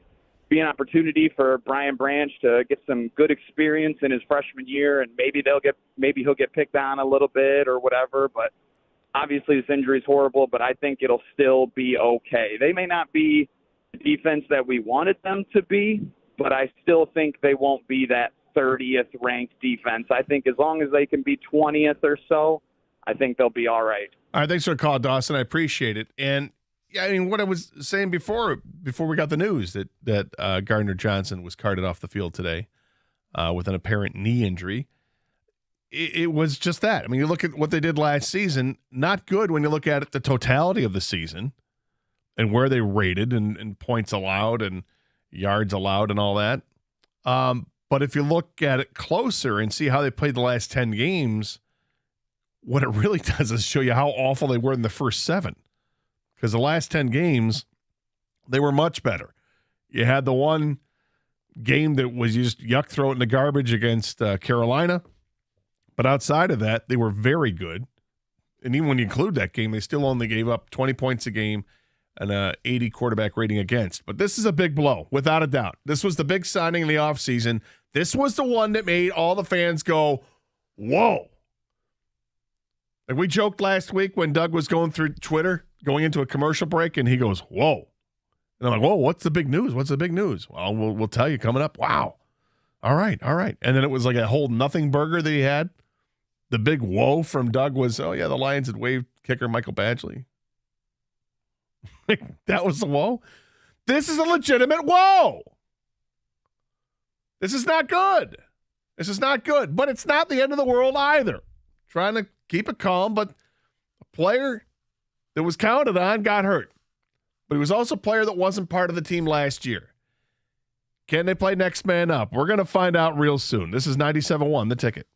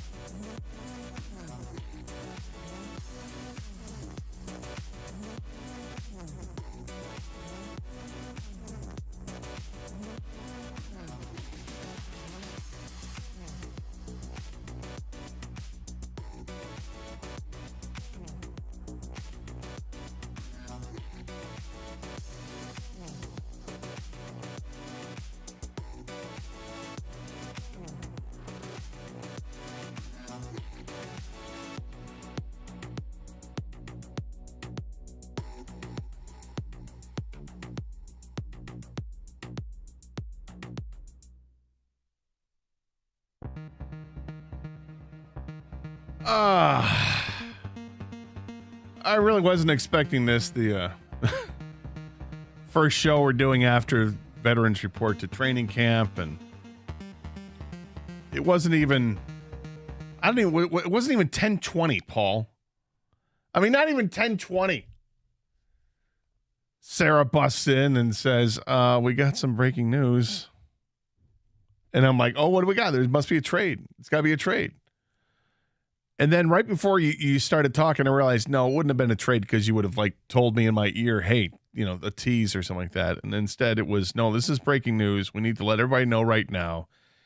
CJ Gardner Johnson, the free agent acquisition in the offseason, safety, corner, defensive back, man who was tied for the lead in interceptions in the NFL last year, came from the Philadelphia Eagles.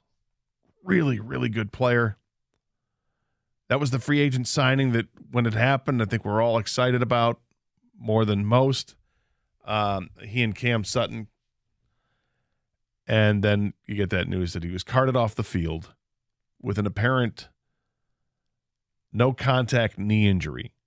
Some people are starting to talk about it a little bit. Taylor Decker, after practice, said, I hope he's okay because I think he brings a ton of value. It's the nature of our game, and it sucks. Yep. It sucks, all right. That's not good news.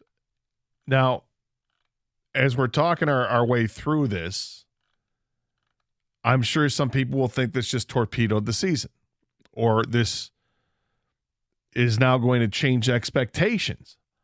I don't think it necessarily changes expectations. This sure as hell to me does not torpedo the season.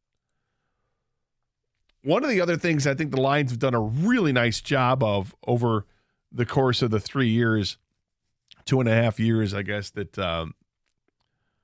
Brad Holmes and company have taken over.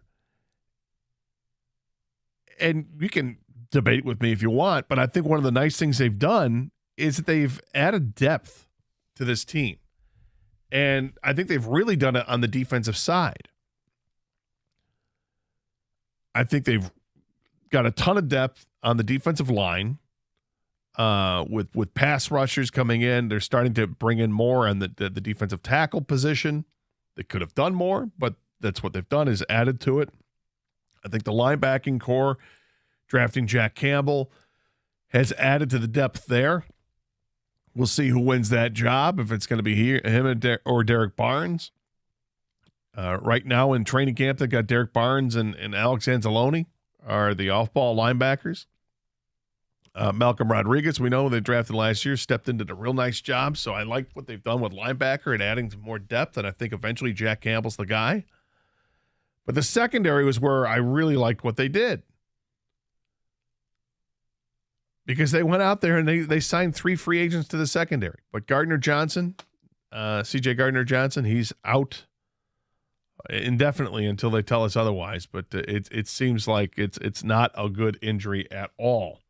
As you might expect, we've got some ticket texts that have come in.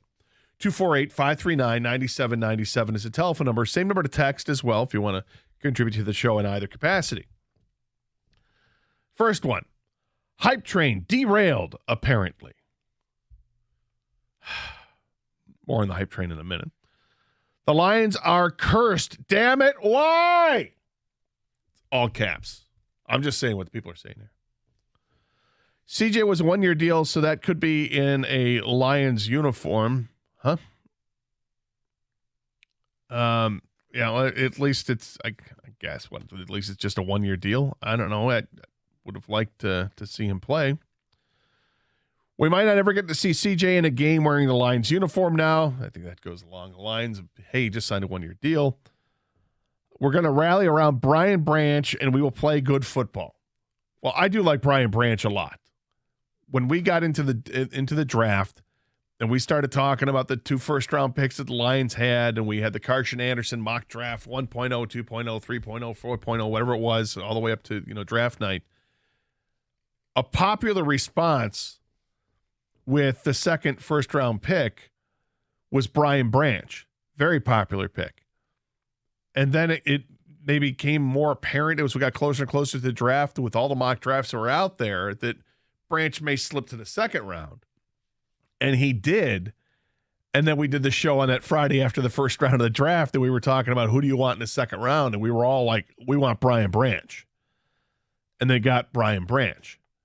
There's a reason to like him. The Alabama pedigree and sure tackler, just you like what you got in him. And now he's going to really be pressed into duty here in training camp, and hopefully he's up to the task. Got Tracy Walker back there as well. They've got a number of players that are going to get their looks, and we'll see how Brian Branch works out. If CJ is out, Branch is right there, whom the Lions stole in the second round. Yeah, I think people are reacting in a very positive way here. Gator, I just don't care what the hell anyone says. The Lions are jinxed. That's from Jim. I haven't gotten a couple texts from my friends, and I totally would expect them to say the Lions are jinxed. But I understand that feeling. It's brutal. This is not the news that you wanted this early in training camp. Not at all. This is very unfortunate. We'll wait and see what others are going to say about this injury, and more importantly, a definitive word on what the injury is. I don't know if we're going to get that this morning leading up to Tiger Baseball, but we should have some word by the end of today, I would imagine. Justin Rogers tweeted out, CJ Gardner-Johnson suffered a non-contact leg injury during today's practice. Right leg, likely a knee, but maybe hamstring. Had to be carted off after trainers worked with him for several minutes. Was understandably emotional. Others are saying it's a knee injury. Dave Burkett had a report about it for the Detroit Free Press. He said he suffered a potentially serious non-contact knee injury. Could not put pressure on the leg. Was carted off the field in agony. And this is not good. But it doesn't derail anything, does it? 248-539-9797 is a telephone number. Does it derail the hype train that's sweeping through the Motor City? We have a Twitter poll up there. What is your stop on the hype train? Is it win the division? Is it win a playoff game? Is it NFC Championship game? Is it the Super Bowl? And you could follow us on Twitter, Doug and Gator 971, and cast your vote there. Over 400 people have already cast a vote. And the numbers are starting to change a little bit. I suspect that this might change your opinion on where the hype train goes. But how much of a factor is this really when you talk about the hype train? Does this really change the outlook on the rest of the season? I mean, obviously they haven't played game one. We haven't seen Brian Branch play. We don't know what he's capable of. We don't know how healthy Tracy Walker is and how he looks in the secondary again. I suspect he looks great. It's not good news, but it's also not end of the world news. I feel a little weird because one of the things I had on my agenda to talk about the Lions today was who the Lions' most important player is outside of quarterback this year.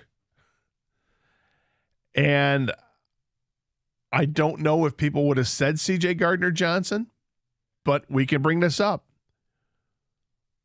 You know, prior to today, because I'll include CJ Gardner-Johnson. Now we know. Who is the Lions' most important player outside of a quarterback?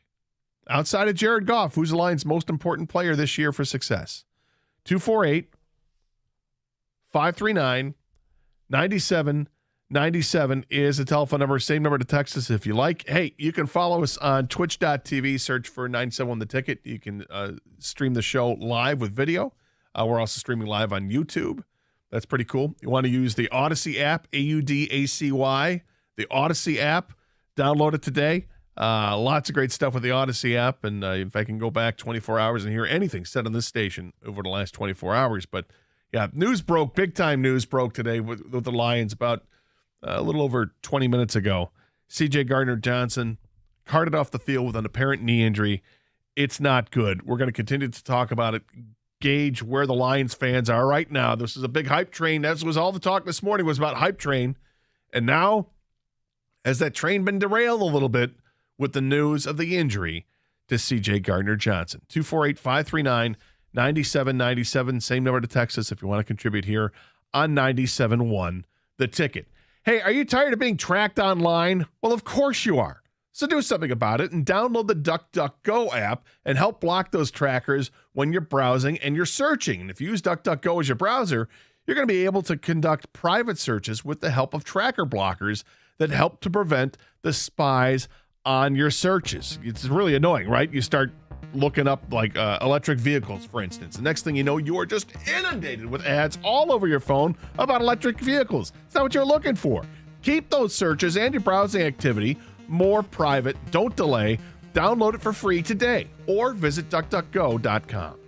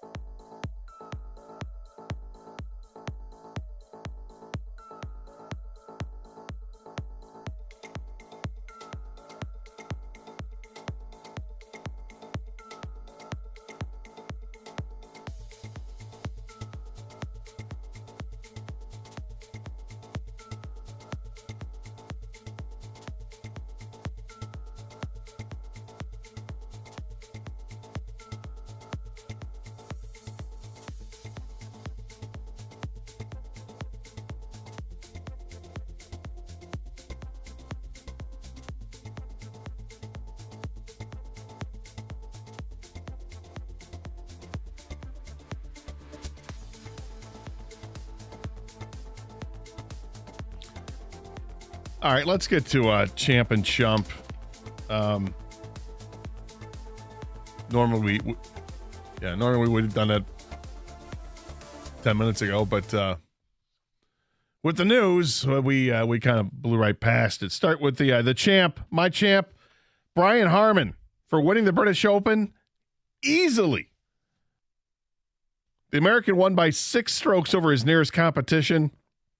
That was Jason Day. Nice way, by the way, to get your first win by winning the British Open. As far as Chump is concerned, yeah, initially my Chump was going to be the damn rain on Saturday because it cost the Tigers an opportunity. There was an 84-minute rain delay. Matt Manning went out there through 2 shutout innings, and then had to go. A.J. Hinch decided not to use him after the delay. Thought it was too long.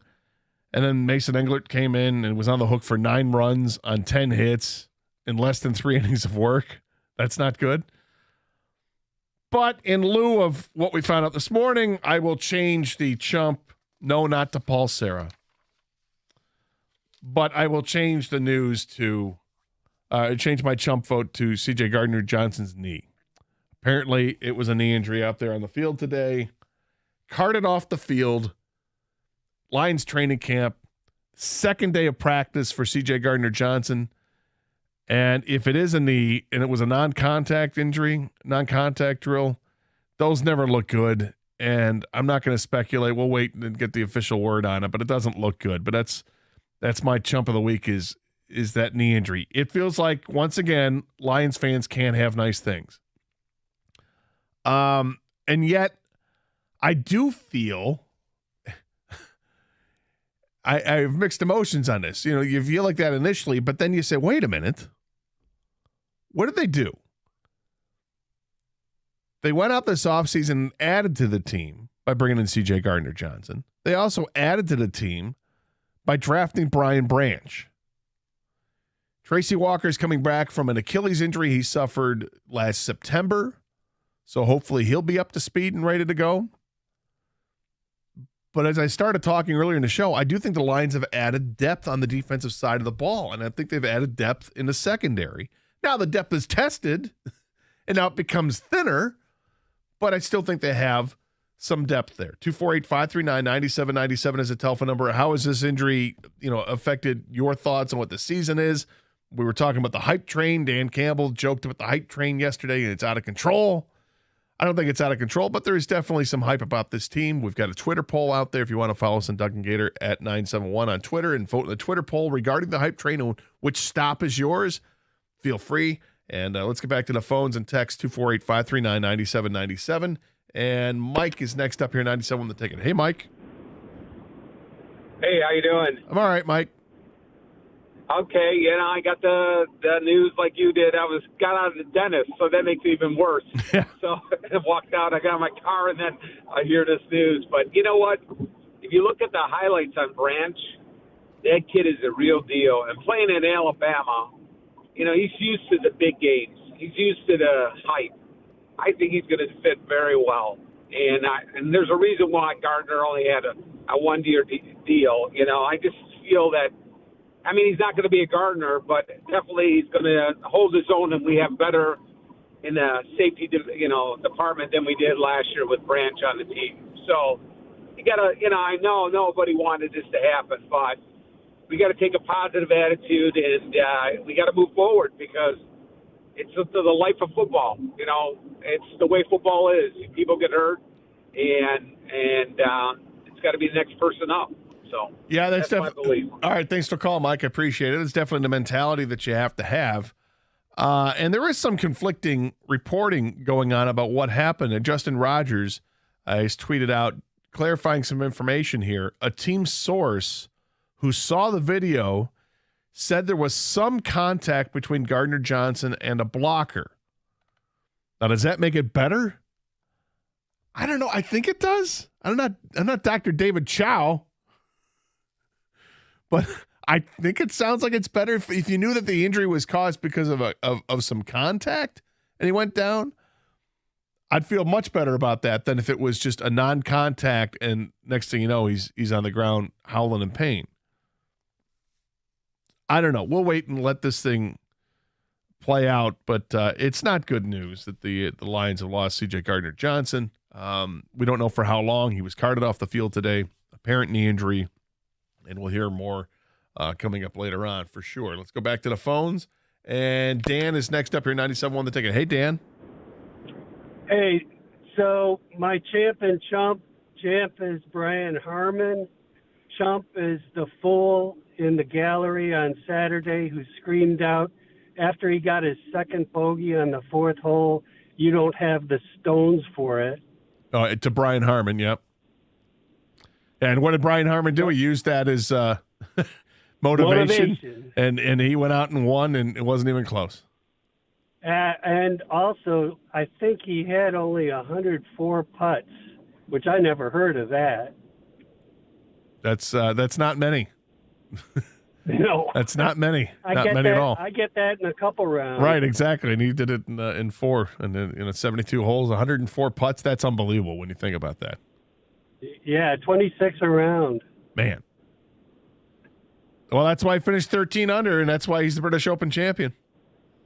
That was awesome. All right, thanks, Dan. I appreciate it. 248-539-9797. Some ticket text coming in. Williams out the first 6 weeks is going to hurt as well. They may get off to a terrible start again. That's from Dan. But we've known that Jamison Williams is going to miss the first 6 games of the season. The Lions have seemingly addressed that wide receiver issue. In the offseason, they went and signed Marvin Jones. That signing came, I believe it was announced right before they announced the Jamison Williams suspension. I suspect the Lions knew. Then they also went out and got Denzel Mims. I think they'll be okay. They actually have players in the secondary now who have a pulse. Mosley, Sutton, Jacobs, Walker, Joseph, all guys that have played meaningful snaps in the league. This is what I'm talking about. I think they have depth. And then you add to that some draft picks that they expect to compete. There's an undrafted defensive back that they like, and then they drafted Brian Branch. Like him a lot. SOL, who could have predicted the big signing gets hurt for the year, the first day of camp? Every Lions fan ever. Yeah, I'm not buying into the SOL stuff. I think they're prepared for this. Had they put all the eggs in a basket of one player to be the difference maker and then that guy is out, I hear you. And we've been hurt before. But the way that this team has changed things around, they've changed the culture. They've added depth at every position, it feels like. Most every position. I'm not comfortable with where they're at right now after this injury, but I'm not a wreck either. I think they've done a nice job of trying to build up the depth on this team, and hopefully that will pan out. I always have reservations about depending too much on rookies, and that's something we can get to coming up in about 10 minutes as well. Antoine's in Detroit. Antoine, welcome to 97 on the Ticket. Hey, Antoine. Fellas, my stomach hurts. Yeah. My stomach hurts, and this is why. And we all know Chauncey Gardner-Johnson is a good player and this and that. And he is. He's a playmaker. And that's the difference. When I hear people say, oh, Brian Branch is a nice player, he is. But he's a different nice player. Brian Branch comes down in the box and makes tackles. He's a sure tackler. He's the guy we need to be that's going to be chasing down Justin Fields, etc. On a week-to-week basis. Chauncey Gardner-Johnson makes plays on the ball. He makes game-changing interceptions. He's done this consistently on a big level with a really good team. And offensively, I was already comfortable where we were. Jamison Williams wasn't on the field last year, but we got Gibbs, Montgomery, these other guys. We're going to be fine offensively. Where we needed to make and where we need to make the biggest jump as a team is being more consistent defensively. And people say, oh, we're deep. You're right, we're deep. But we just lost a guy on the first day of camp. You're going to be naive to think you're probably not going to lose another guy or two. So this is huge.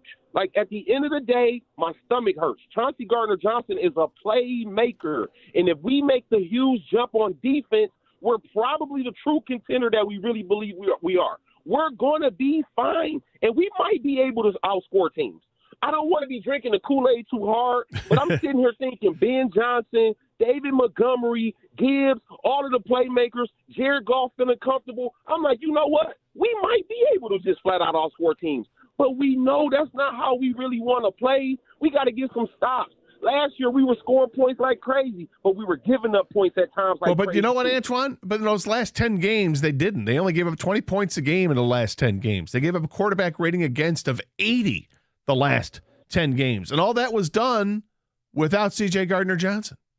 So imagine if he was on the field. I know. I feel you there. The other guy that wasn't on the field either was Tracy Walker. Wasn't on the field. Well, Tracy Walker should be on the field. The other guy who wasn't on the field last year was Cam Sutton. Cam Sutton should be on the field. Gator, and that's my point. We haven't even played a preseason snap yet, and we already lost a big guy. You're gonna be naive to think that we're not gonna lose nobody else, and I'm sitting here hoping and knocking on wood that we don't. But Gator, you're gonna be naive to think you're gonna get the but you know what they say, the first round of the playoffs and not have another guy down. And thanks for the call, Antoine. You know who else loses players? Every other team in the league. Every team loses somebody. Can you recover from losing it? I think the Lions have some personnel that can certainly help them out. I was counting on C.J. Gardner-Johnson to be a big part of that defense and a big part of why we're going to be happy about the defense this year or happier about the defense this year. I think this is definitely an impediment in that road, but I don't think by any means this is a blockade in the road. I think this is something they're going to have to get past with some depth that they have, but we'll see. 248-539-9797. This is 97.1, The Ticket.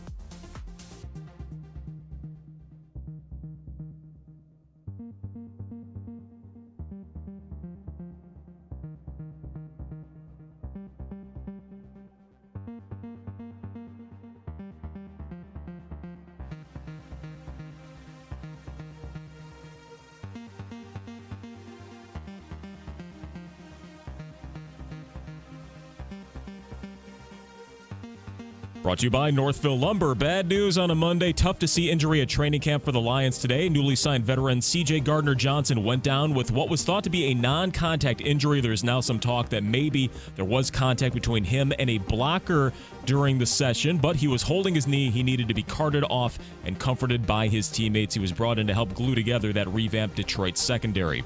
Dan Campbell also spoke this morning before the injury happened. He elaborated on Marvin Jones going on the NFI list and said at least it's not a huge concern for his veteran wide receiver.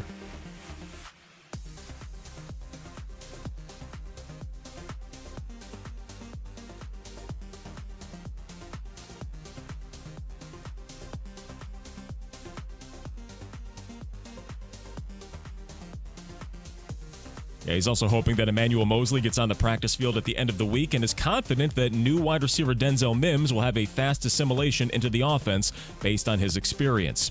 In a makeup from April 16th all the way back then, the Tigers will finish off their season series versus the Giants today at home. Detroit actually won the first 2 games in that first month. Tarek Skubal will go for the Tigers. Dan Dickerson's call at 1:10 p.m. from Comerica Park right here on 97.1. Miggy is in the lineup today, as are Maitan, Badu, Ibanez, and Jake Rogers. Javi Baez getting a day off. And with the Angels coming to town beginning tomorrow, it was announced that Shohei Ohtani will not be pitching during the series downtown. His start on the mound was pushed back to Friday for their weekend series in Toronto. At the Ticket Update Desk, I'm Chris Villar. For more, go to 97.1 The Ticket and Odyssey.com.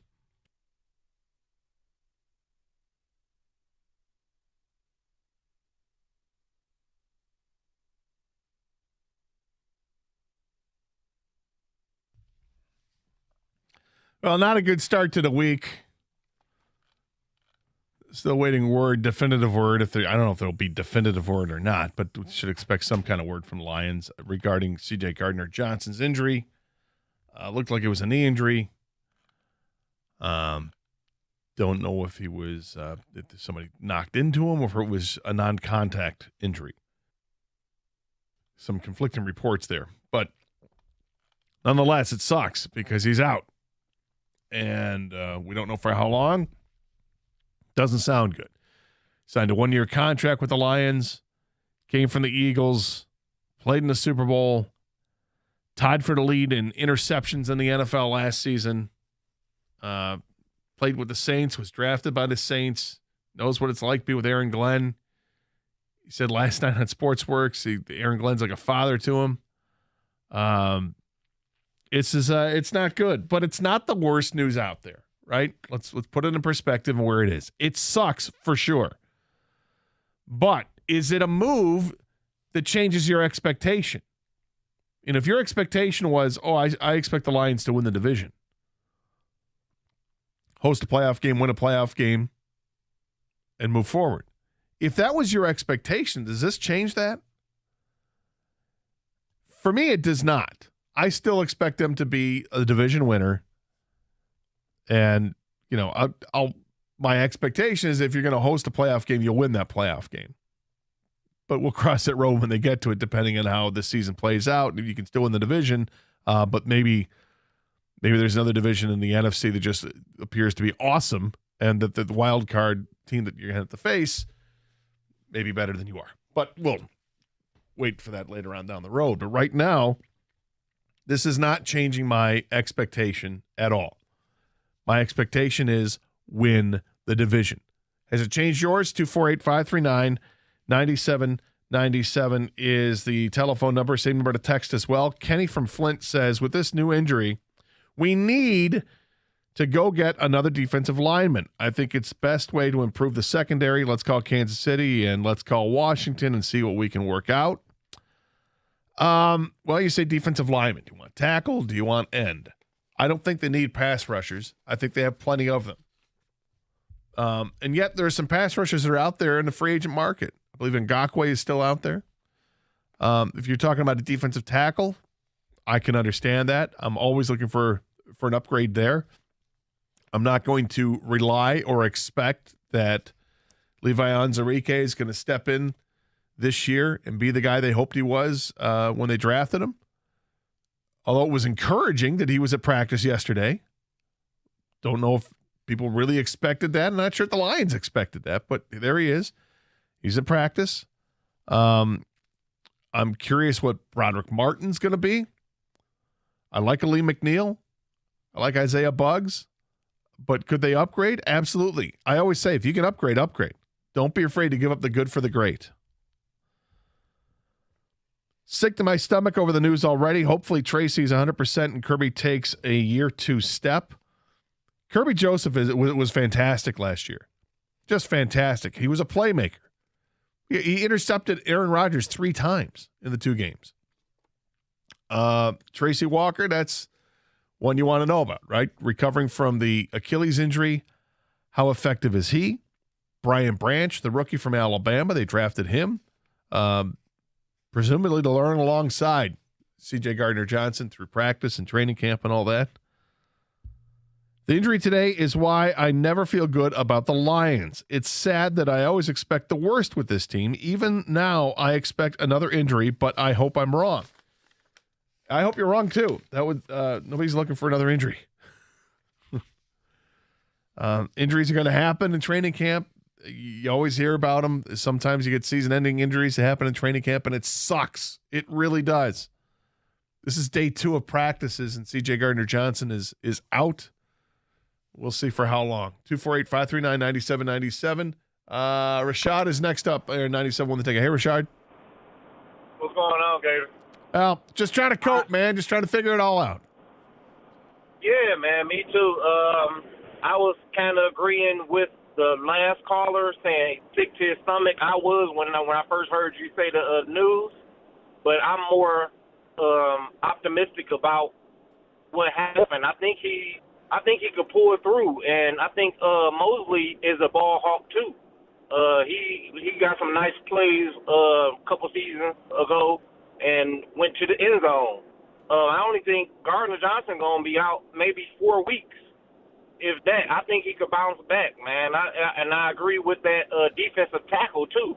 If we could strengthen the D line, we could possibly make up for that injury. And like you said every good team has a injury that the team is gonna feel. So, shoot, I think we could do something. I think we can still do something with that. Well, what makes you think that he's only going to be out for a few weeks? I don't know. I'm just. You're an optimist? I'm just more. Yeah, I'm just right. positive about the whole thing and the way, because I follow him on Instagram and Twitter and all that. He's a real positive guy. Yeah. And I think he could bounce back and not gonna get too much of a mind warp on his injury, and he's gonna come back. Well, we'll see. And thanks for the call. I appreciate it. We don't know. They haven't said anything about the injury to my knowledge yet, although I imagine there'll be a statement shortly. Kyle Meinke, one of the other beat writers for the Detroit Lions, this one for MLive, he said, I was standing a matter of feet away from C.J. Gardner-Johnson when the injury occurred.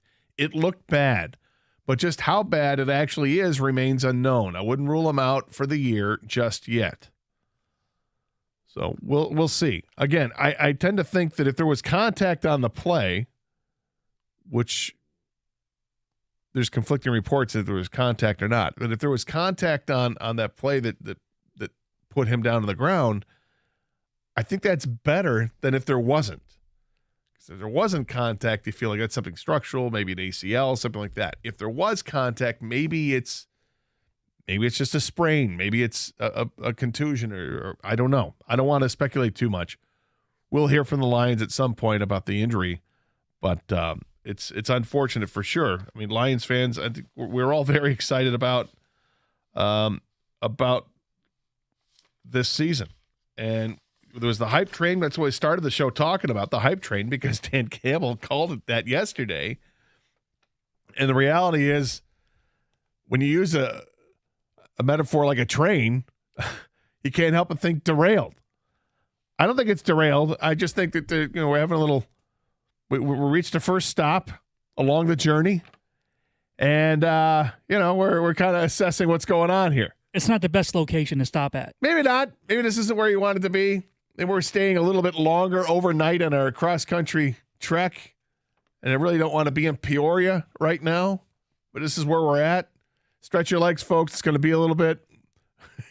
We have some repairs we have to make, but we should be getting this train back on the track shortly. I hope that's what we're going to hear. 248-539-9797 is the telephone number. Same number to Texas as well. Have your expectations changed with the Lions following the news of the C.J. Gardner-Johnson injury? He was carted off of the field today in practice, and we hope to get definitive word on what's going on later on today. Tigers play this afternoon. First pitch coming up in a couple of hours from right now. You'll hear all the action right here as we look forward to the game against the Giants. And look, Tigers got a big week this week. Scott Harris has a big week this week, in my opinion. He's got some big bargaining chips that he can use to trade and make this team better for the future. And I think he's going to have to play them. We'll get into a Tigers discussion. We'll push that closer to noon. Hey, you're tired of maintaining your tired old deck? Well, rise above maintenance with Trex composite decking from Builder's First Source. Trex decking is fade, stain, scratch, and mold resistant. If you got some red wine spills or a scorching sun, you don't got to worry about it.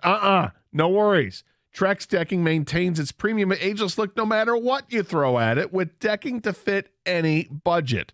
You can find Trex composite decking at Builder's First Source in Clinton and Shelby Townships, and also online at bldrmichigan.com. Builder's First Source, Macomb County's largest and first source for decking.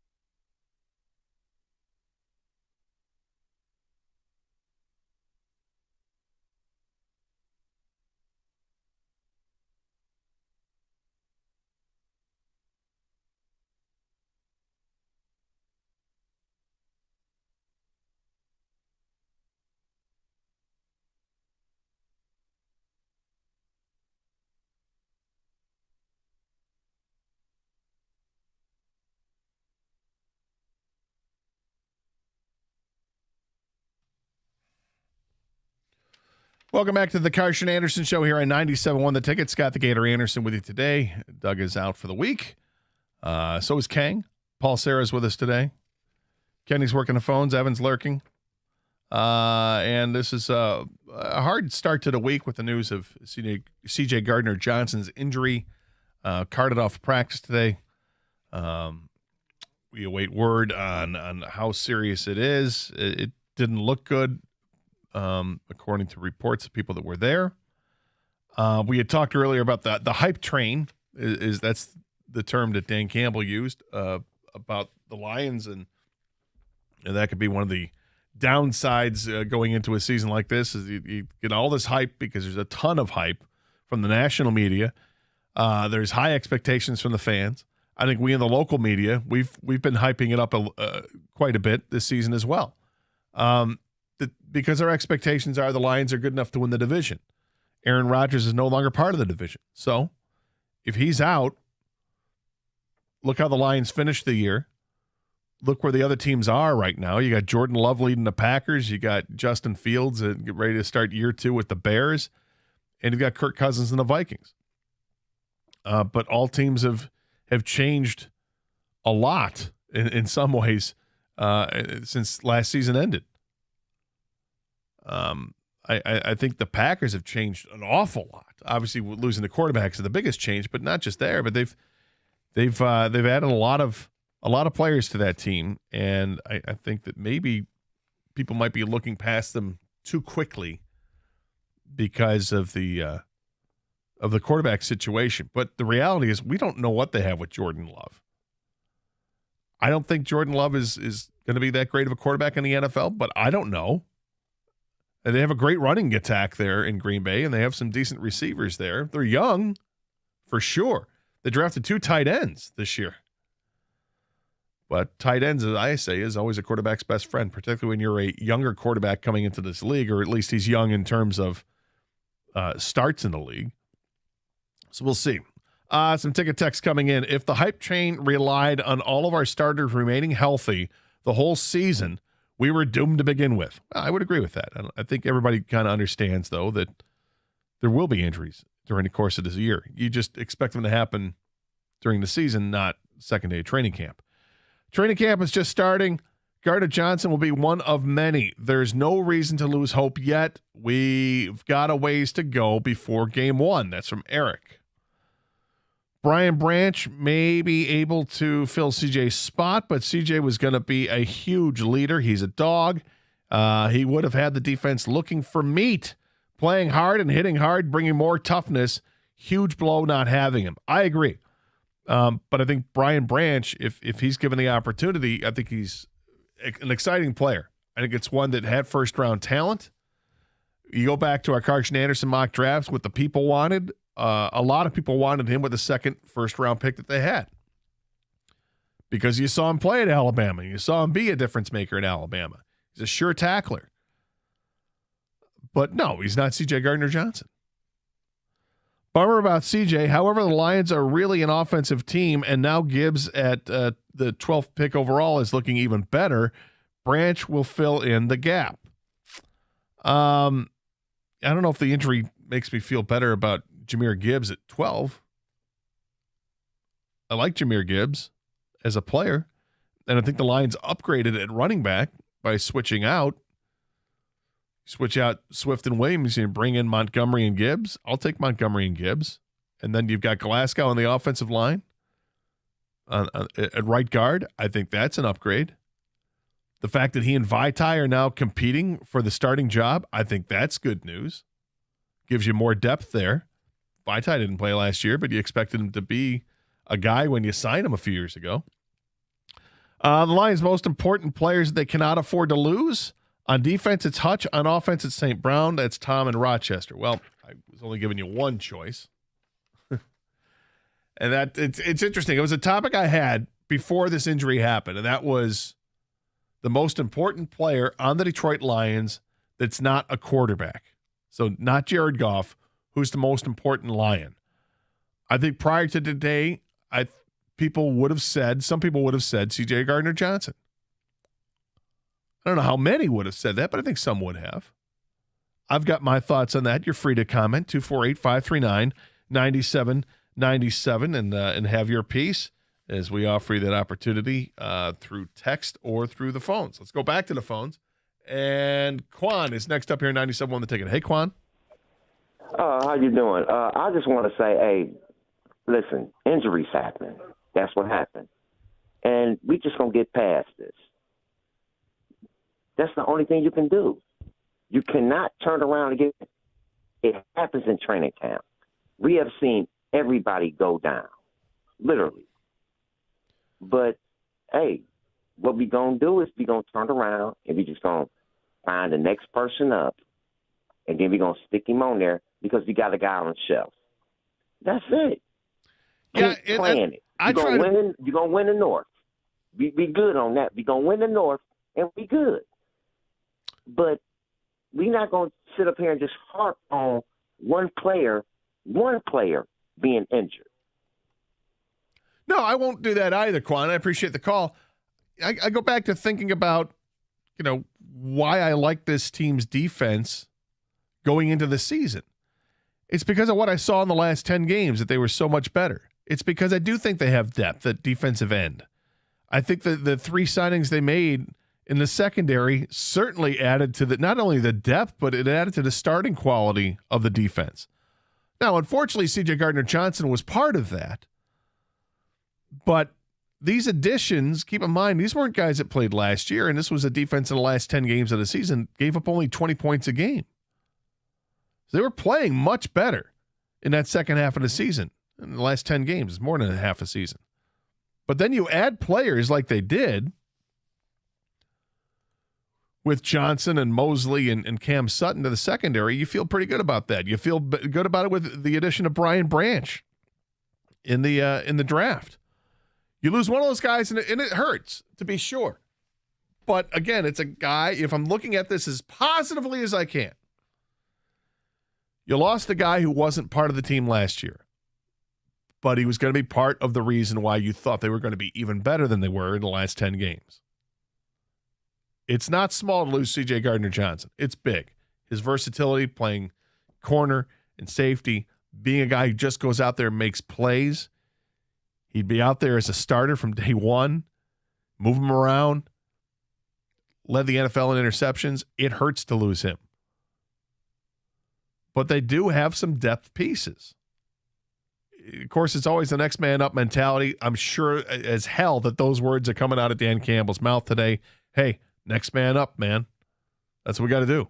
Okay. It's truly that. It's truly next man up. 248-539-9797 is the telephone number. Has injury changed your expectations for this team for this season? You can look at a Twitter poll we have up there about the hype machine. The hype train, I should say. And which stop is your hype train on? We've got 4 options there on our Twitter poll. Everything from winning the division, NFC Championship game, get to the Super Bowl, win a playoff game, whatever those 4 choices. Feel free to vote at Doug and Gator at 971 on Twitter. Also, who's the most important non-quarterback on the Detroit Lions? 248-539-9797. This is 97.1, The Ticket.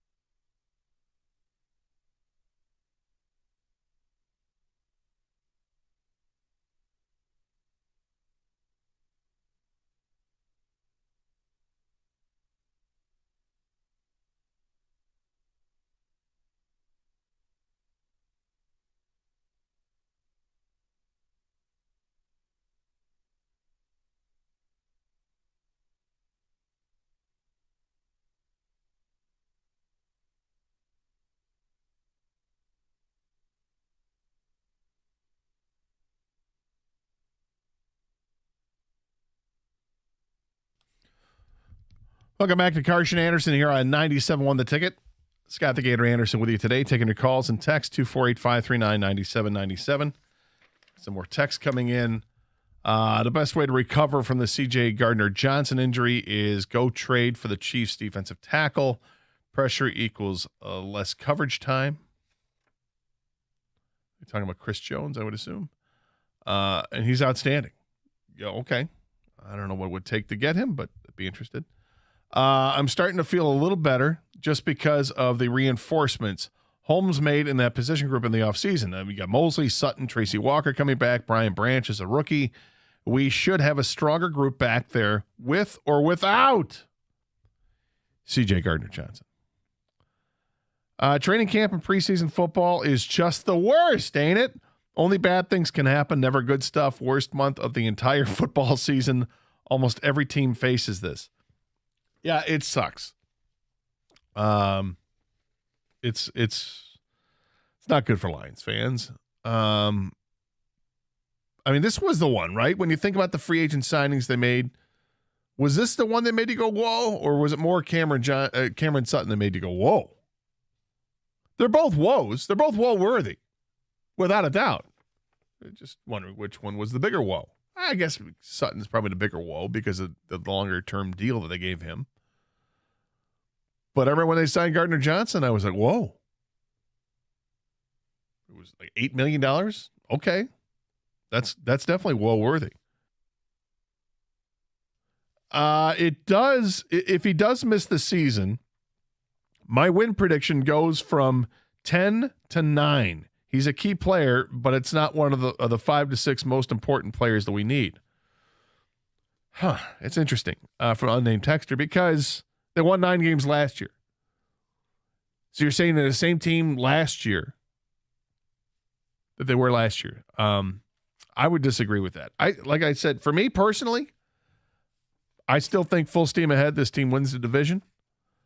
I think it's still a double-digit win team. I think the other players they've added to the defensive backfield are helping this team. I think the added experience from last year to this year is going to help. I think the health of players like Charles Harris and the Oquaras, that helps tremendously. And the Lions still have some money. If they can find a way to add to this team, this is what Brad Holmes is here to do. If he can add to it, he can add to it. We'll see what they do, if anything. But bringing in Brian Branch, drafting him, I think was a smart move, and I think became painfully obvious that that's the guy to get in the second round when he was available after the first round. And I'm glad they did. This news definitely is not good, but my expectations have not changed one bit. Our defense was already improving the second half of last year, and we've added pieces beyond just CJ. My expectations are for the Lions to win the division and win a home playoff game, and that has not changed. That's from Ben in Shelby Township. Kind of feel the same way, Ben. We lost Tracy Walker in week 3 and made adjustments to improve. This hurts, but it's better to have it happen early in training camp than it is in the middle of the season. That I agree with. I agree wholeheartedly with that. It gives them the opportunity. They have a full training camp ahead still to get guys up to speed more. Instead of Brian Branch getting 20% of the snaps, now does he get 50% of the snaps? Gets him up to speed quicker. He's a rookie. Tracy Walker coming back from the Achilles injury. He'll get more snaps. Is he healthy? Is he ready to go? Hopefully he is, because he's going to be counted on. They're all going to be counted on. And then there's, the defensive line. This could all be moot with how bad this is if the defensive line does what we think they can do. Hutch and Houston and the Aquaras and Charles Harris, if these guys are all ready to roll and add more pressure on the quarterback's got less time to throw. Now, the great thing about having C.J. Gardner Johnson is that he was the guy who was benefiting from that dramatically. Throw the ball up in the air, the guy's a ball hawk, he'd go get it. Do the Lions have other ball hawks in the defense? I think for sure Kirby Joseph is. Jordan is next up here, 97 on the ticket. Hey, Jordan. How's it going, man? I'm all right. I was going to say basically kind of what that last ticket texter said. It obviously sucks to lose CJ, but the fact of the matter is we did lose him really early in training camp, so I think it gives us a chance to see what we have with Branch and the rest of the guys and see if, maybe we need to go out there and make a move and make a trade and grab somebody, or if, we're comfortable with what we have. I feel like if it was going to happen, at least it happened right now. You know what I mean? It still sucks, but it is, what it is. We got to deal with it. Yeah, and thanks for the call. I appreciate it, Jordan. It does suck, without question. I mean, this is a guy that we were all excited about that was going to step in and help give that defense more of an identity. And right now, obviously, it kind of puts a hold on that. But it also presents an opportunity for others to step up. And I think that if Tracy Walker is healthy, it's a really good thing, because I thought Tracy Walker was a solid player for this team. Brian Branch, I think, has potential to be very good. I mean, it looked like he was first-round talent. Lions able to get him in the second round. And he's got the versatility to play as a safety or as a corner. He's got good size. He's a tackling machine. Once he gets his hands on you, you go down. You don't get more yards on the play. And that's good to see as well. But for my money, it comes down to everything with a pass defense comes down to how good your pass rush is. Do the Lions have enough with a pass rush? I think they do. From the outside, I think they do. From the inside, I'm not so sure. If they can go out and get a difference maker at a defensive tackle spot, somebody can rush from there, okay. I don't know what the price is, but you want to inquire about that, go ahead. I'm not going to stop you. Again, don't be afraid to give up the good for the great. 248-539-9797. Let's go pick up D in Detroit. D, what's going on? Gator, what's going on, my man? Whew. Just trying to deal with it, my man. Just trying to deal with it. Check this out. You know what? Some of these callers are calling in sugarcoating this injury, bro. Like my man Antoine said a couple of calls back, we're not talking about an undrafted free agent. We're talking about a guy that's a ball hawk. We're talking about a guy that's a leader in the locker room. We're talking about a guy that has swag. We're talking about a guy that has juice, something this team has lacked in the secondary. Don't get me wrong. I know injuries happen. Gator. But like I said, bro, we underestimate this injury. Bro, hopefully he's not out for the year for him. I pray to God he's not out for the year. This way he can come back and help his team, because we are better strength in numbers. Everybody talk about some Brian Branch need to step up. Bro, I want Brian Branch and C.J. Gardner all out there. I want it all, Gator. Yeah, we all want it all. Well, of course we want it all. I wanted to see. We all want to see what this looks like when everybody's healthy. And you know what? In the National Football League, it's just not realistic to ever see it like that. What you hope to do is minimize the number of injuries that you have, and this just sucks from day 2 of training camp. Thank you, Gator. But Gator, like I said, bro, we're not just talking about a player. And I hope some of the real fans out there like Antoine, bro, this guy is a difference maker. He's a difference maker. He's a difference maker for sure. But he's also a guy that was not on this team and on the defense in the last 10 games of the season gave it 20 points a game. There was a better defense the second half of the season, more than the second half of the season. And he wasn't part of it. And now you've added, but you've added Sutton, right? You've added Brian Branch. You've added Emmanuel Mosley. You're getting back Tracy Walker, who didn't take part in that 8-2 stretch. But Gator, that talk about he wasn't on the team last year, I'm not buying that, bro. He on the team this year to take us over the hump. I'm not buying that he wasn't on the team last year. Come on, man. I'm doing my best to sell it. You're not buying? I know. This is a sad day, bro. Yeah. Keep it real. I'll do what I can. Bro. Thanks, D. Always appreciate it. 248-539-9797 It sucks. There is no, as far as sugarcoating it, no. I'm not going to sugarcoat it. It sucks. It's a blow. It's a guy you were counting on to be a stud in your secondary, and now he's not there. We still don't know the extent of the injury to C.J. Gardner-Johnson, but he was carted off the field about an hour and 20 minutes ago. Looked like an apparent knee injury. There's conflicting reports. Was it a contact? Was it non-contact? Initially, it was reported as a non-contact injury. Someone else had said that they were told by a source with the Lions who saw the video and said it appeared there may have been some contact. We don't know. I don't know if it matters. All that matters is the end result. Okay, how bad is it? Is it an ACL injury? It's going to keep him out for the year? Is it a sprain? Is it a bruise? Is it just a bruise? What is it? We're hope to find out real soon. We got Tiger baseball coming up. Our coverage will begin in about an hour from right now. We'll get in some Tiger talk, some potential trade talk of what has to happen with them. We'll continue talking about the Lions and how this injury has changed your expectations, if at all.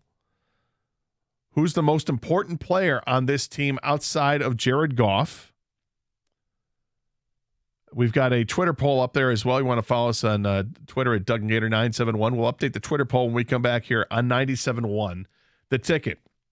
Well, play, practice, and party the way that you want at 5 Iron Golf. This place is amazing. In downtown Detroit, it's the nation's leading indoor golf and entertainment experience. And like I said, now it's open in downtown Detroit. They've got 13 TrackMan simulators, certified instructors, a full bar and restaurant. The whole family can tee up great times at 5 Iron Golf. You want to play Pebble Beach or 199 other courses they have? Please check it out. You can compete in the league, you can join as a founding member, or you can spice up your next date night. Visit 5irongolf.com and get 50% off your first booking when you mention Gator at the checkout.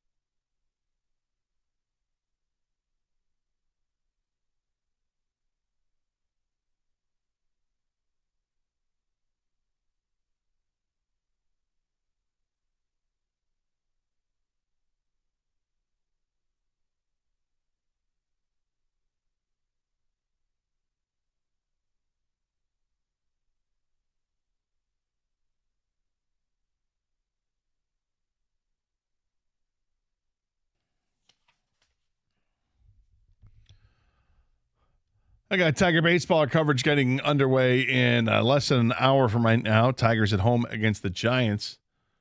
Looks like it's going to be a beautiful day. Not a ton of wind. Nothing but blue skies that I can see right now. Of course, that could always change. We've been hurt over the weekend with rain.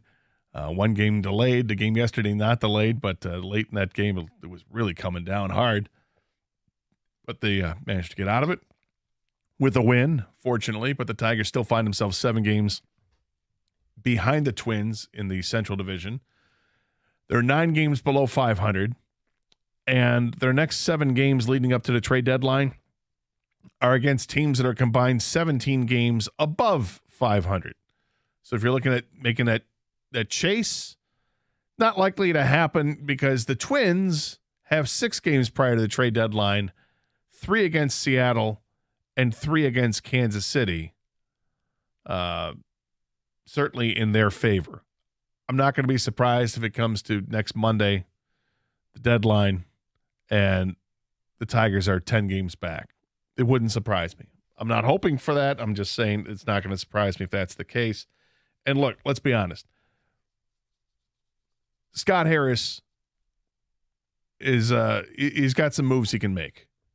He's got players that other teams would covet, whether they're rentals, like Lorenzen is a rental because he's a free agent at the end of the season, although he's not getting paid much. So I'd think if a team's going to trade for him, that they'd probably feel pretty good about the possibility of signing him to a deal. They've got Eduardo Rodriguez, and still there's uncertainty there because you don't know if Eduardo Rodriguez wants to opt out of his contract, which he could. If he does, he becomes a free agent at the end of the season. Otherwise, he's on the hook for actually reasonable salary. But he's having a hell of a season. And both of these pitchers coming off great starts, and that helps the Tigers as they try to improve their franchise for sure. They have some position players that I think might garner some interest. One definitely would, but I just don't want to even think that he's going to be traded. That's Kerry Carpenter. There were reports that there is, I believe the term was from John Paul Morosi was robust interest in Kerry Carpenter, as you would expect it would be robust interest. He's a really good player. But he's also one of the 3 Tigers that are hitting, one of 4 Tigers that are hitting. So I wouldn't be quick to move a 25-year-old outfielder that has done nothing but hit since he came into the league last year. And the other position player that might garner some interest is Matt Vierling, the outfielder. He plays a really good outfield. He's got some versatility where else you can play him. And he hits. His OPS is above average.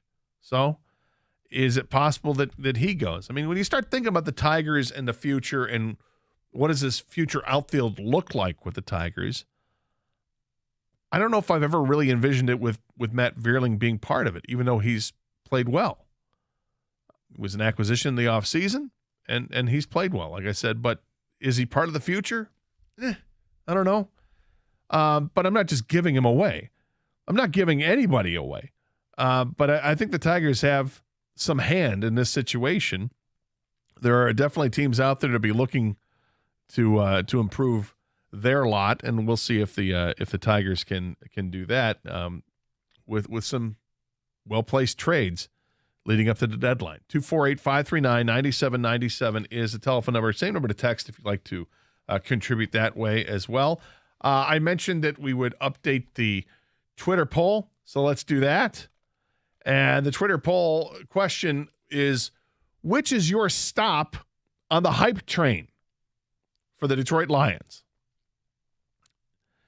Is it A, win the division, B, win a playoff game, C, NFC Championship game, or D, the Super Bowl? So far, with 625 votes in, bringing up the rear, 7.4% of the people expect the stop on the hype train to be at the Super Bowl. At 15.3%, the stop on the hype train is the NFC Championship game, With 25.5% of the vote, the stop on the hype train is win the division. And leading the way with more than half of you voting, 51.3% say the next stop on the hype train for the Lions, or the final stop for the Lions on the hype train, is win a playoff game. Yeah, I guess that supersedes anything because you don't have to win the division to win a playoff game. You have to make the playoffs. That's the thing. That's the basic thing. But they only give you 4 choices, so that's why I worded it the way I worded it. But win a playoff game. That's it. 248-539-9797 is the telephone number. Some more ticket text coming in regarding the C.J. Gardner-Johnson interview and most valuable player or most important player for the Lions outside of Jared Goff. Even with a great end of the season, the Lions defense was still a bottom 5 overall defense, scoring yards allowed and first downs allowed. The defense was already my biggest concern. This injury increases that concern. Sam in a truck. Yes, Sam, you are correct. What that tells you, though, is how god-awful the defense was in the first 7 games of the year. The last 10 games of the year, that defense gave up 20 points a game. That would have been top 3, I believe, in the NFL over that stretch. The quarterback rating against was 80, which would have been number 1 in the league during that last 10-game stretch. Or I should say, over the course of a season, giving up 80 as a quarterback rating would have been number 1. So I think they were trending towards being a much better defense. Then they go ahead and add 3 free agents to that defense. They add a couple of draft picks, several draft picks to the defense. And, yeah, I expect the defense to be a lot better. I think people forget, Gator, that the first 7 games of the season, they weren't just bad. They were historically awful. And they were, like I said, they were god-awful. And they gave up a ton of points. Absolutely gave up a ton of points. And even in that last 10-game stretch, with those numbers they gave you, that includes having that terrible game at Carolina where they gave up 3,000 yards rushing or whatever it was. Crazy. That's why I'm encouraged by where the defense is at. You know, they made a move. They made a move to change up the coaching staff, shake it up a little bit, more responsibility for Aaron Glenn, working more closely with the defensive backs, and things changed dramatically. And they also dealt with injuries. Tracy Walker was gone with an Achilles injury in September. So, and they got contributions from rookies that you just didn't expect. They didn't play James Houston the first 7 games of the year. They didn't play him until they had, 11 games under or 10 games under their belt? Then they played him? I mean, he was on a practice squad. And then had the amazing finish to the year. I like what they have. I mean, call me crazy. Let's not forget, guys, Brad still has $18 million to play with. If CJ is out for the year and they aren't ready to play Branch, Brad has the ability to make a move after cuts. He does. Absolutely. And that $18 million can be manipulated a million different ways because it's the NFL. Tell those guys to RELAX. We have a loaded backfield and a boss rookie in Branch. That's Tyrone from Detroit. I really like Brian Branch, but I'm not expecting amazing things from him as a rookie. I'm not even sure he's going to get the nod over Tracy Walker. You have Walker and Branch who didn't play last year. It's not an excuse losing Gardner, but be more worried if you lost St. Brown or an offensive lineman like Sewell or Ragnow. Well, let's not put that into the universe. But I suppose I kind of asked for it with my topic, who I think the most important, who you think the most important Lion outside of Jared Goff is to this team. And I'll give my answer coming up at 12:05 to that question. What's giving me hope is Holmes has the cap room to do something about this, and hopefully CJ can recover and get on the field. That's from Graham in the mean streets of West Bloomfield. 248-539-9797 is the telephone number. I see a couple callers lined up. We've got some texts coming in as well, and we will get to you people as well, talking baseball, talking football. Lots to talk about here in your home for Tigers baseball, 97.1 The Ticket.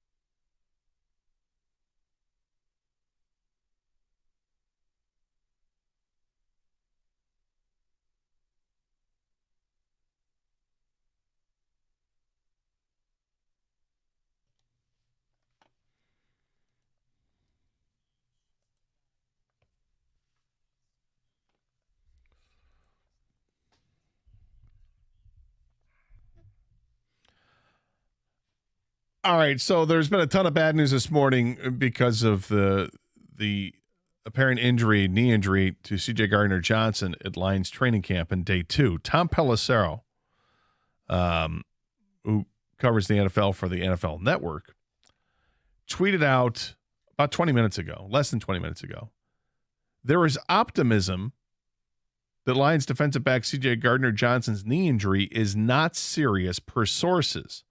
More tests to come after he went down in practice today, but as one source put it, he's fine. Huh? C.J. Gardner Johnson went down in practice today and by firsthand accounts was pounding his knee while he was lying on the ground, pounding the ground. He was in obvious pain and frustration, had to be carted off the field.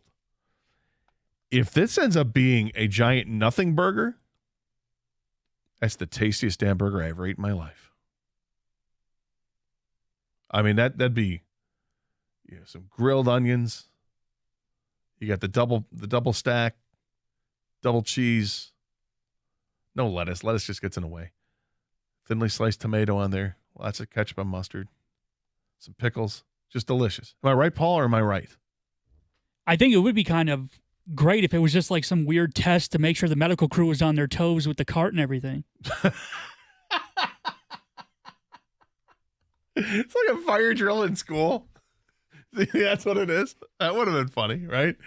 All right, here's what we need you to do. We need you to just go down, grab your knee, and we're going to test the time it takes for the medical staff to get out there and evaluate what's going on. Well, this is interesting. An interesting development because earlier, I mean, for the last hour and a half, we've been talking doom and gloom with the Lions. Well, to an extent, doom and gloom. I think we've been talking about how can they absorb an injury like this, and I think they can. It's not ideal. This is not what you want to do, but apparently, it may not be that bad or as bad. I mentioned the tweet from Pelissero. Everyone is retweeting that now and using it to say, oh, he's fine. I'm not going to buy it until I hear the Lions officially say it. I want them to officially say it to appease me. But right now, I'm still under the impression that he's going to be out for a while, and that would suck, but we'll see. 248-539-9797 is a telephone number. Nate is next up here, 97 on the ticket. Hey, Nate. Hey, Gator, thanks for taking my call. Sure. I know you're talking football now, but I want to go back to baseball. Sure. Lorenzen, realistically, what do you think we could get for him? Because I was looking, in 2018, we had Mike Fiers on a one-year deal, and his record, he was 7-6 with a 3.48 ERA. We ended up trading him for two pitching prospects that I don't ever remember getting to the majors. I mean, maybe we traded him to somewhere else, but we pretty much gave him away for nothing. And I know we have a new GM now, so like realistically, what do you think? Do you think we're going to have to couple him with another player, or do you think we can actually get something? I think they might be able to get something because it all depends on this. You know, Nate, everything depends on how desperate a team is or what the market holds. And the Tigers have a couple of starting pitchers out there that I think are quite appealing. Maybe what's most appealing about Lorenzen is that, okay, he came into this year under a contract that was fine, right? You're talking $8 million, I think is what he signed for. It's not over the top. And if he has this great season, it's not like all of a sudden he should garner a 3-year, $75 million contract. So I think teams would feel good about the prospects of giving him an extension if that's what they want to do. I'm trying to look and see what the Tigers traded by the Tigers to the Athletics. The Tigers did not get much in return. It was hardly nothing. They gave him away. I remember he was pitching just like Lorenzen, throwing shutouts and whatnot. And I don't think he made the All-Star game for us, but I just thought it was eerily similar. And so I figured, maybe jump off that. But if they trade for pitching prospects, I'm going to feel bad because we don't need pitching prospects. Me personally, I think they need a catcher that could be here in a year or two. Yeah, no, you know what? I echo that sentiment 100%, Nate, and thanks for the call. I think if I'm the Tigers, the first thing I'm targeting with these trades is I need to get a catcher. I mean, I like Jake Rogers. I think is a little bit of a story. He runs into one certainly more often than you would expect. You know, he's got that power, but he doesn't hit for average. I think he handles the staff well. Defensively, is he a good catcher? Is he average? You know, but I need somebody who's going to be able to hit. And right now, the Tigers don't have a catcher that can hit. Haas was able to hit for power, but isn't right now. I don't think he's an answer. I mean, is Jake Rogers at best? Is he really a backup catcher on a good team? Catcher is usually a position. I think if you're a loaded team, that's a position you can tank the offensive numbers if he's solid defensively and if he handles the staff. And that's really where you got to look, because I think it is important to be able to handle the staff. And knowing that the Tigers pitching staff is relatively young, and will be when after the trade deadline comes and goes, and likely that one or both of Lorenzen and Rodriguez is dealt. But yeah, if I'm Scott Harris, I'm looking to acquire players that will be on this roster and contributing next year. I need an upgraded catcher. If you can find an outfielder that fits along with Riley Green and Kerry Carpenter, okay, I'm all for that. If you can find that, if you can find an infielder that can hit, you know, third base is probably another position that you're looking at. Although, you know, you've got some guys in the minors that you feel might be able to play that position, but you're looking for versatility as well. Guys can play second, guys can play third. Sadly, they probably need a shortstop because Javi Baez is not working out. But with that contract, what are you going to do? You're going to give him every opportunity to try to find his way out of his funk. But it just seems like this is a revolving door with Javi and what works and what doesn't work. But I think the other thing that the Tigers should look at as an organization when they're acquiring more players and more talent for the future, I think there needs to be more of an emphasis placed on the ability to run the bases. If I'm looking at infielders, I want infielders that can field the position because their infield is not as good defensively as it needs to be. I think they need to find guys that can steal bases, manufacture runs.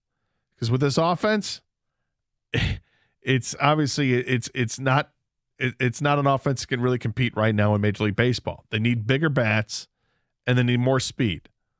Those are the things I'm looking at. I agree with the caller. I'm not looking for pitching. I think the Tigers have pitching. You know, they're getting guys back, and hopefully they'll be good when they come back. Spencer Turnbull is going to make a couple of rehab starts. I believe at West Michigan he'll start tomorrow and also Sunday. So he's still a ways away, but at least he's making some rehab starts. You know, you're going to have Casey Mize next year, and hopefully he's fully recovered, and you know he might be able to come by the end of come back by the end of this season. Not hold my breath on that. But they have some other guys down in the minors that I think are encouraging. Ty Madden, he's encouraging. Jackson Jobe just got promoted from his rehab stint. Now he's going to be back at West Michigan. And then they have position players as well. Jace Young just got promoted to Double-A. That happened yesterday. So he moves from Single-A to Double-A, and he hit 14 home runs at West Michigan. And that's encouraging to see. You know, they've moved guys up in the levels so far. So keep an eye on Justice Bigby. He's an outfielder who's absolutely crushing it at Erie. He was crushing it at Single-A ball, got to promotion, and was crushing it and still is crushing it at Double-A ball. And of course, there's Colt Keith, who has calmed down significantly over the last 10 games or so. But he's still obviously, I think, a bright part of this team's future. 248-539-9797 is a telephone number. We'll continue to update the situation with the Lions and C.J. Gardner-Johnson. Talk about, I keep putting this off, in revealing who I think is the most important player outside of quarterback Jared Goff for this team. We'll get that from you as well. 248-539-9797. Same number to text us as it is to call right here on 97.1 The Ticket.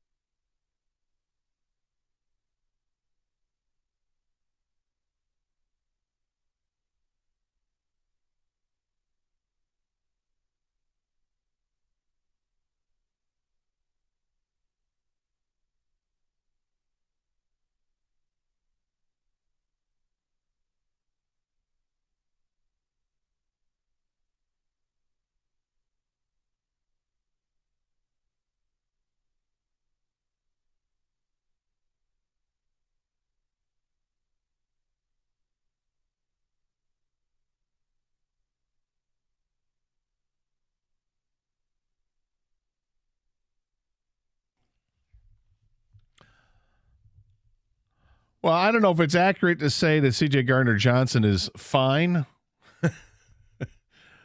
But that's kind of the word that's going around right now.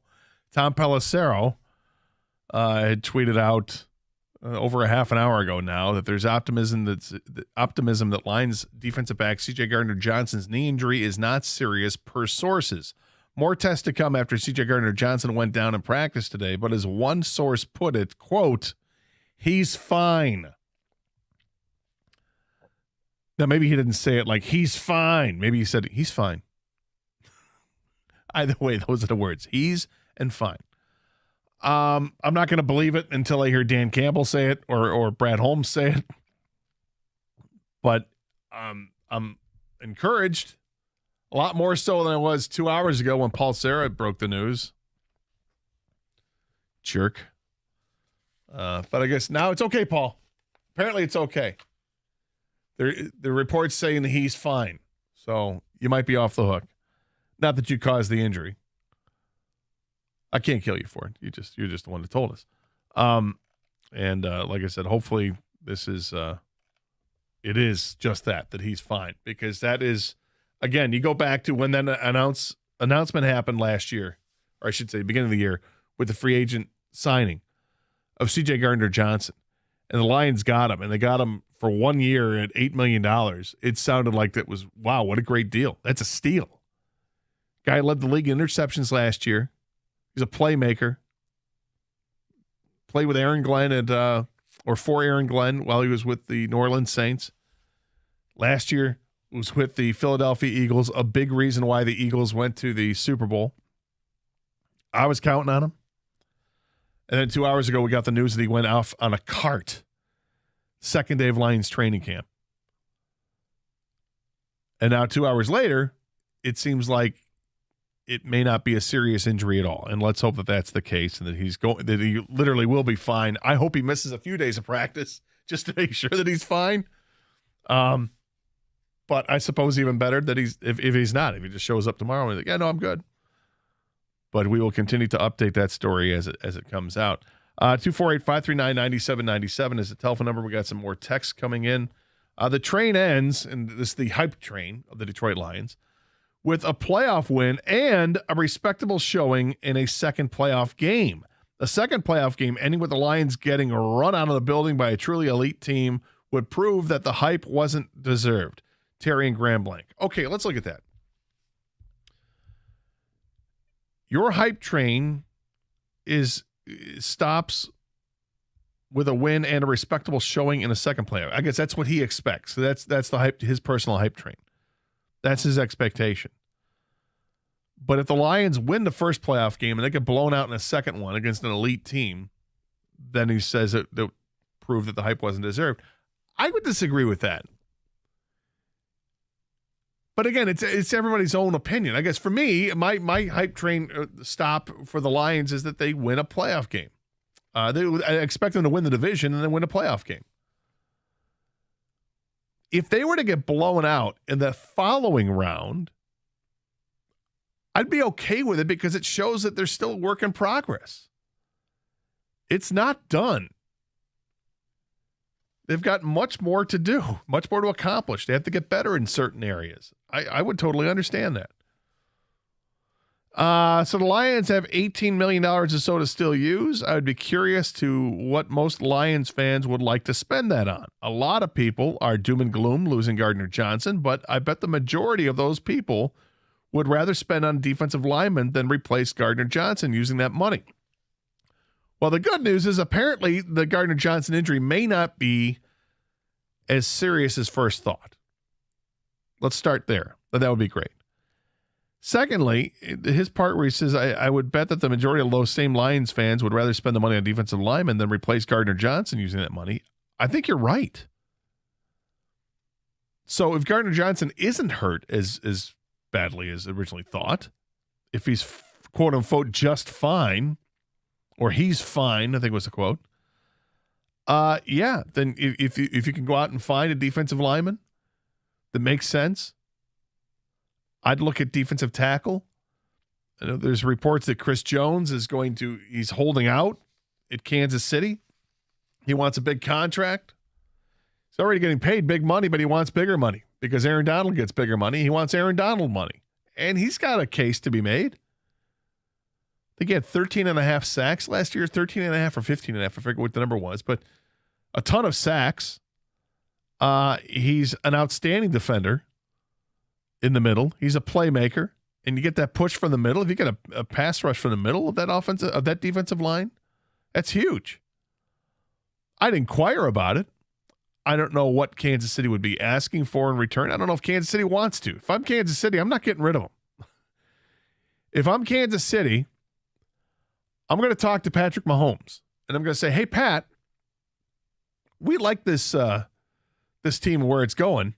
Maybe, is it possible, pretty please, that we can redo part of your contract so that we can contribute more money to Chris Jones and the defensive line?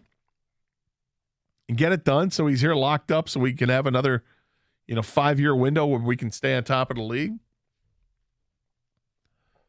I don't know. But I, again, have a hard time thinking that Kansas City would just say, all right, screw it, let's just trade him. But I don't know how serious the demands are. I mean, they're serious enough where Chris Jones is holding out of training camp, and that's not good for the Chiefs. As far as the most important player outside of quarterback for the Detroit Lions. When I was thinking about this, taking Goff out of the equation, I think it's on the offensive side of the ball because I think the defensive side, I do think that they have depth at just about every position on the defensive side. Even when we were talking about if Gardner Johnson is hurt, that they have players that maybe can help absorb that. But on the offensive side of the ball, knowing that you're without Jamison Williams for the first 6 games, and you've got Marvin Jones who's coming back to this team, he's working through a little bit of an injury, but he's fine. He'll be okay. But is he what DJ Chark was to this team last year? Probably not.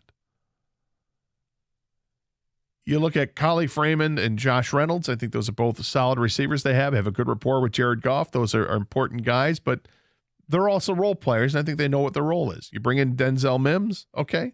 I think he's a solid receiver, or potentially a solid receiver, but we haven't seen it in the NFL. He's only played 30 games, and he doesn't have that many receptions. He's got to prove he can stay healthy, and he had some hype coming out of college. 6'3", 205, runs a 4.38 840. Okay, lots to like there, but can he stay healthy? Can he be a contributor? I don't know. But the one guy who I think is the most important player on this team outside of Jared Goff, to me,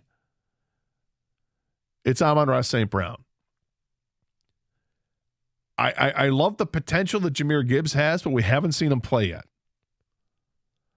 I think the addition of David Montgomery is an upgrade over Jamal Williams. And I think the Lions' offensive line got a little bit better by adding Graham Glasgow. But Amon-Ra St. Brown is the go-to guy for Jared Goff. He's absolutely the go-to guy. He catches everything that's thrown to him. He works out of the slot. You need a first down, you're looking at Amon-Ra St. Brown. You're looking for 14. Where's 1-4 on the field? There he is. Get it. And I just think when you look at the alternatives, if something, knocking on wood here, if something were to happen to him, I know there's that next man up mentality, but I don't think that collectively the next man up is going to be enough, because you're asking guys that are perhaps role players to step outside that and be better than that. I don't know if that's fair. You've got a tight end who's a rookie. By all accounts, is already tight end number 1 based on what the reps he's getting in practice, and Sam Laporta. But that's a lot of responsibility to heap on a rookie who hasn't played a single down in the NFL yet. So for me and my money, the most important player for the Detroit Lions that's not Jared Goff is Amon-Ra St. Brown. If you're counting on this team to light up a scoreboard like they did last year, maybe do it more so, he has to be on the field. Unfortunately, he is. He is. But a lot of people think that the offense is going to have to win a bunch of games for this team because they still don't believe in the defense. Fair enough. You don't believe in the defense, that's you, and I get it. But if you believe in the offense, he's the main cog in this offense. 248-539-9797 is the telephone number. We got some Tiger talk coming up. Tigers and Giants will be coming up in about 20 minutes from right now. We'll get our coverage underway. Looking forward to see what happens there. The Tigers lineup is out.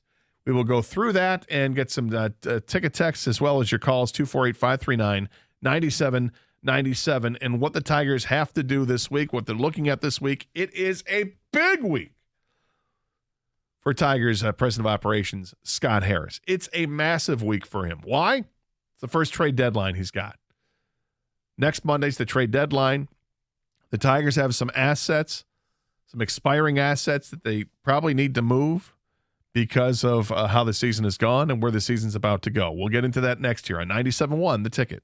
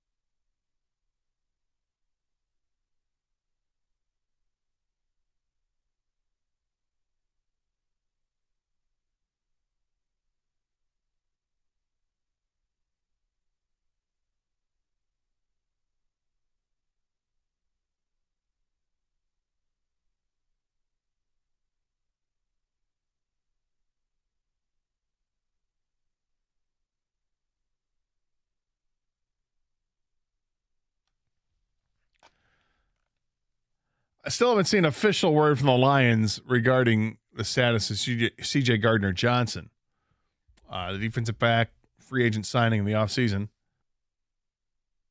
Went down with an apparent knee injury in practice this morning, a couple hours ago. That had to be carted off the field. There were conflicting reports whether or not it was a contact or non-contact type injury. And initially people were thinking the worst. And then Tom Pelissero came out less than an hour ago and tweeted out that said his sources are telling him that he's fine. Not as serious as first thought, which would be amazing news because we've been riding the roller coaster this morning. Absolutely been riding the roller coaster this morning. In fact, somebody tweeted this out, which is it's funny and ironic at the same time. All right, you guys had several calls and texts saying this is SOL, same old Lions, and why they cannot fully buy in. If he really is fine, are those same people willing to admit it's a different Lions? Sam in Grand Rapids. I think it's an interesting text you have there, Sam, because, yeah, right? I think people are looking so desperately to find a link to SOL. And I'm not sure why. I don't know if just people just if they're just negative to begin with or what, or if people are just miserable in their lives and they want to continue to be miserable. I don't know. But I do know this, that I've been, in a way, I feel like been leading the way of saying that this regime and this ownership has been on the road to anything but SOL since they took over. And I think it started with Martha.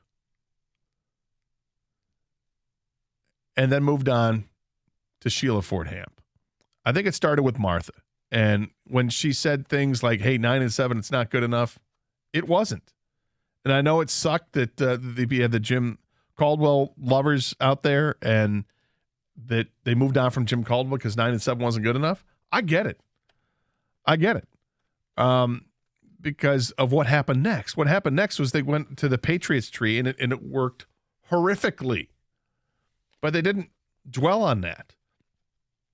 You know, when Sheila took over the team, she didn't let that fester too long. Oh, this isn't working? Okay, you're gone. Oh, Bob Quinn, you're not. Yeah, you're gone. And then went out and made pretty interesting hires. Hiring a coach before you hire the GM. That was interesting. And before that was done, you had a brain trust around you. That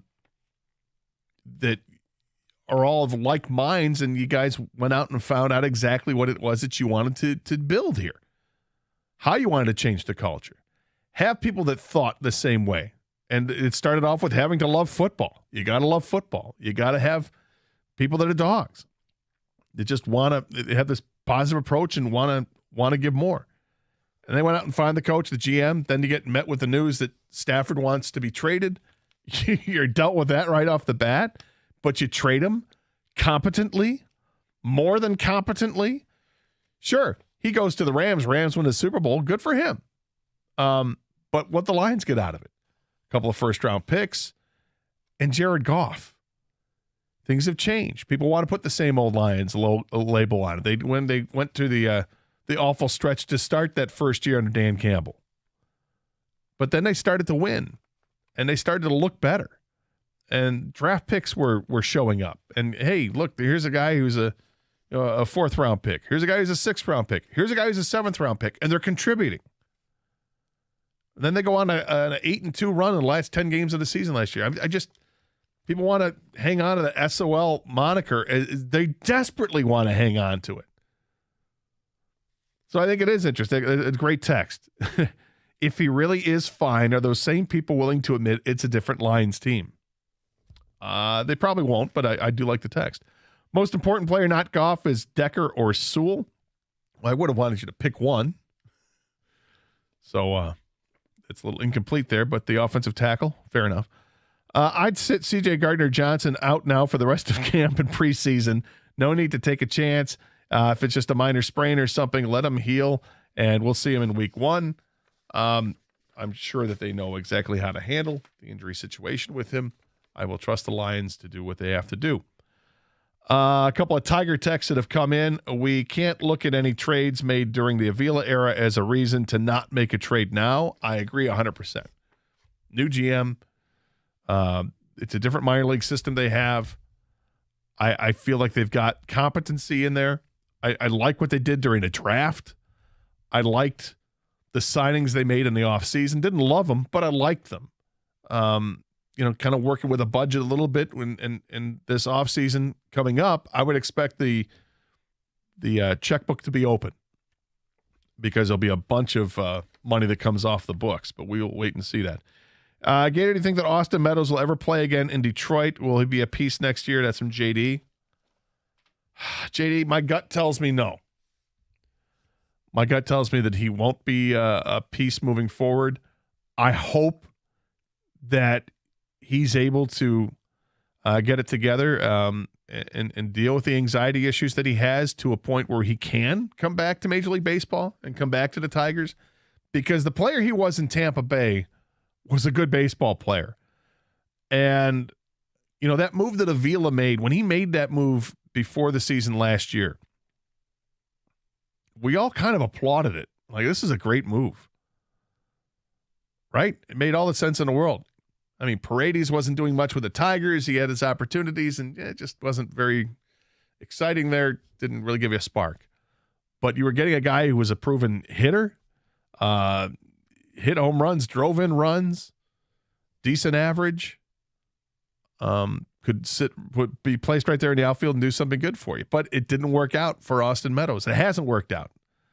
And obviously Paredes got off to a great start with Tampa and ends up being a power-hitting infielder that you didn't see coming.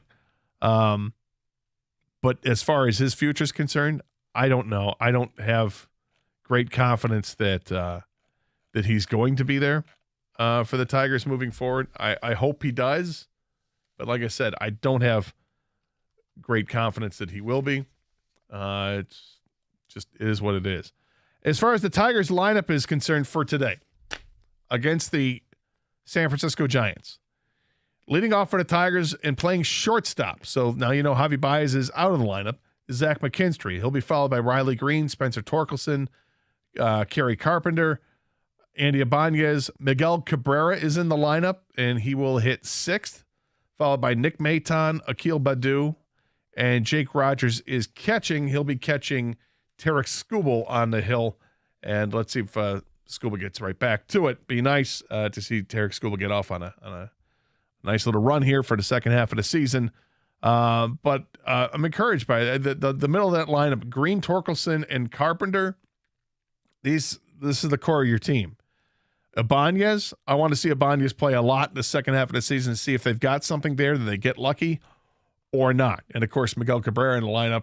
Hey, always rooting for Miguel Cabrera to do something special. Tiger baseball coming up next against the San Francisco Giants at 97.1 The Ticket.